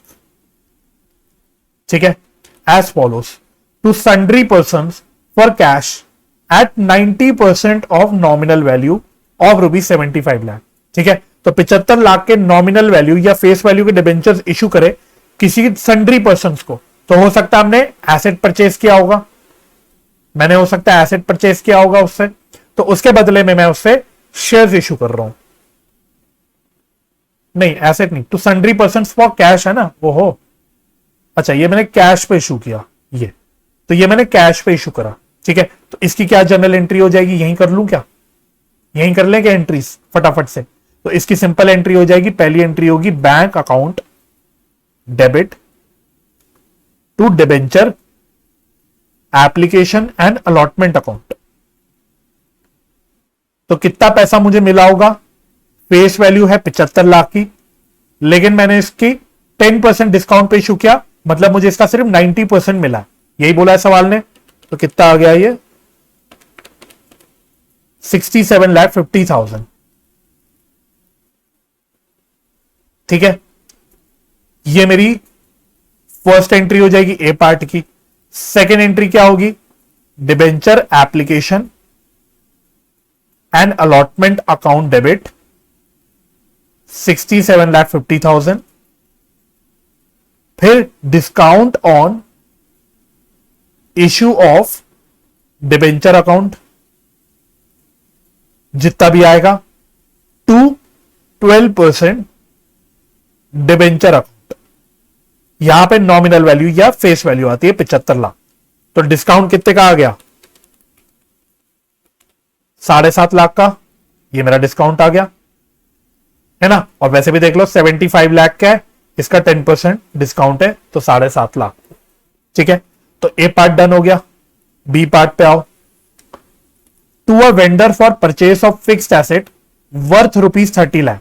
तो मैंने 30 लाख रुपए के फिक्स्ड एसेट खरीदे, जिसके बदले मैंने 37,50,000 के नॉमिनल वैल्यू के डिबेंचर्स इश्यू करे। तो इसकी क्या क्या एंट्री होगी? तो पहले fixed asset account debit to vendor account 30 lakh.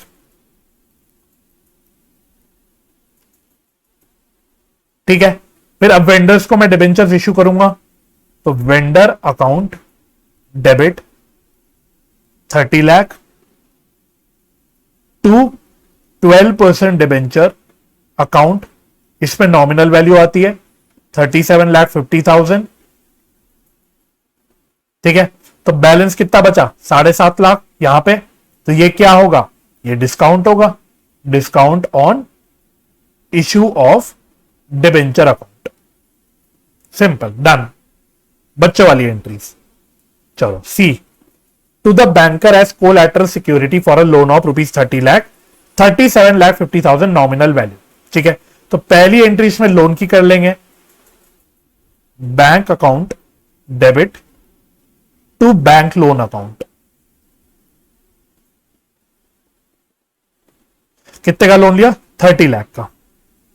अच्छा, अब जो डिबेंचर्स मैं इश्यू करता हूं एज कोलैटरल सिक्योरिटी, उसको ट्रीट करने के लिए, दिखाने के लिए मेरे पास दो ऑप्शन होता है।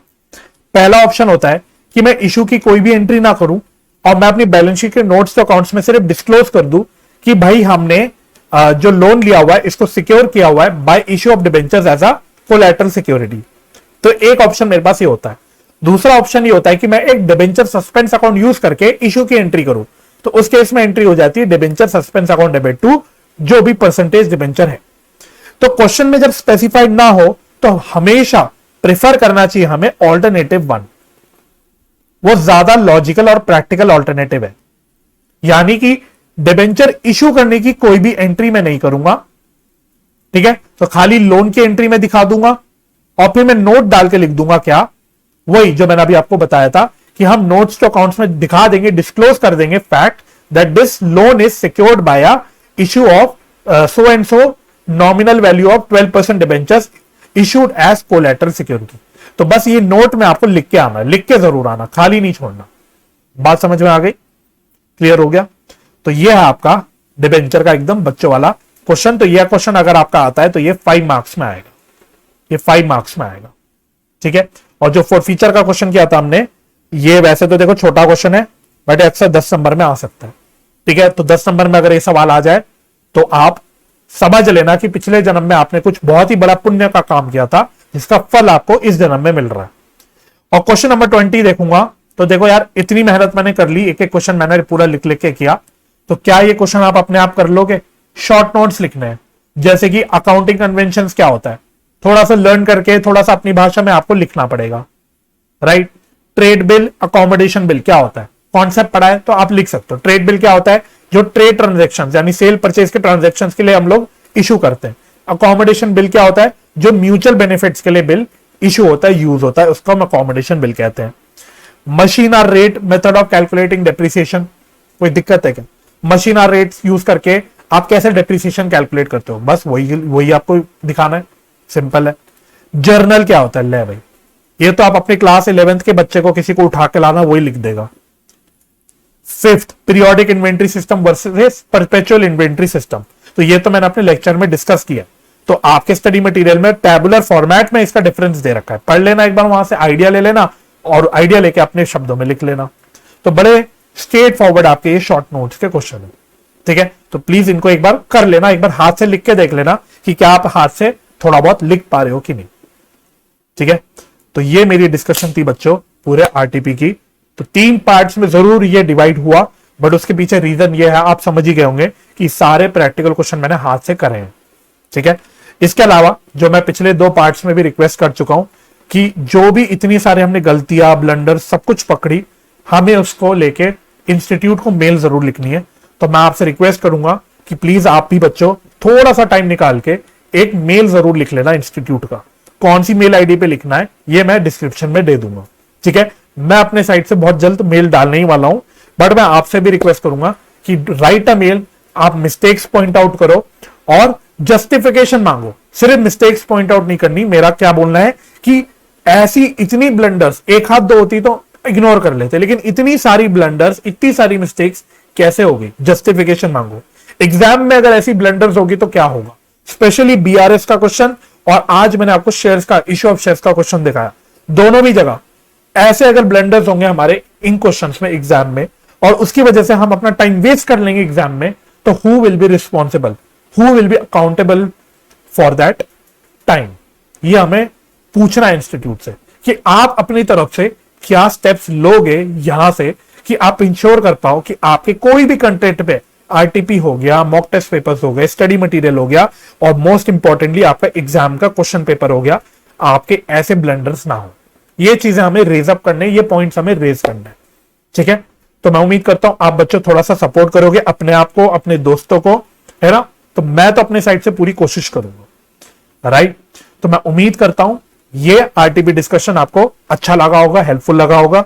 अगर आपको ये हेल्पफुल लगा तो प्लीज थोड़ा सा सपोर्ट कर लेना बच्चों, कुछ नहीं करना, वीडियो को लाइक कर लेना ज्यादा से ज्यादा, कमेंट्स करना ज्यादा से ज्यादा। इससे यूट्यूब एल्गोरिथम्स जो होते हैं उनको भी पता लगता है कि ये वीडियो कुछ अच्छी है, कुछ हेल्पफुल वीडियो है, राइट। चैनल सब्सक्राइब नहीं किया तो चैनल भी सब्सक्राइब कर देना, और इस वीडियो को ज्यादा से ज्यादा अपने दोस्तों के साथ शेयर भी करना, ठीक है। तो मैं मिलूंगा आपके साथ बहुत जल्दी नेक्स्ट किसी वीडियो में। तब तक के लिए बाय बाय, अपना ख्याल रखिए, परिवार का ख्याल रखिए, हंसी खुशी रहिए, एक दूसरे की मदद करते रहिए और पॉजिटिव माइंडसेट से पढ़ाई करते रहिए। हम मिलेंगे बहुत जल्दी अगली वीडियो में, तब तक के लिए bye bye and take care.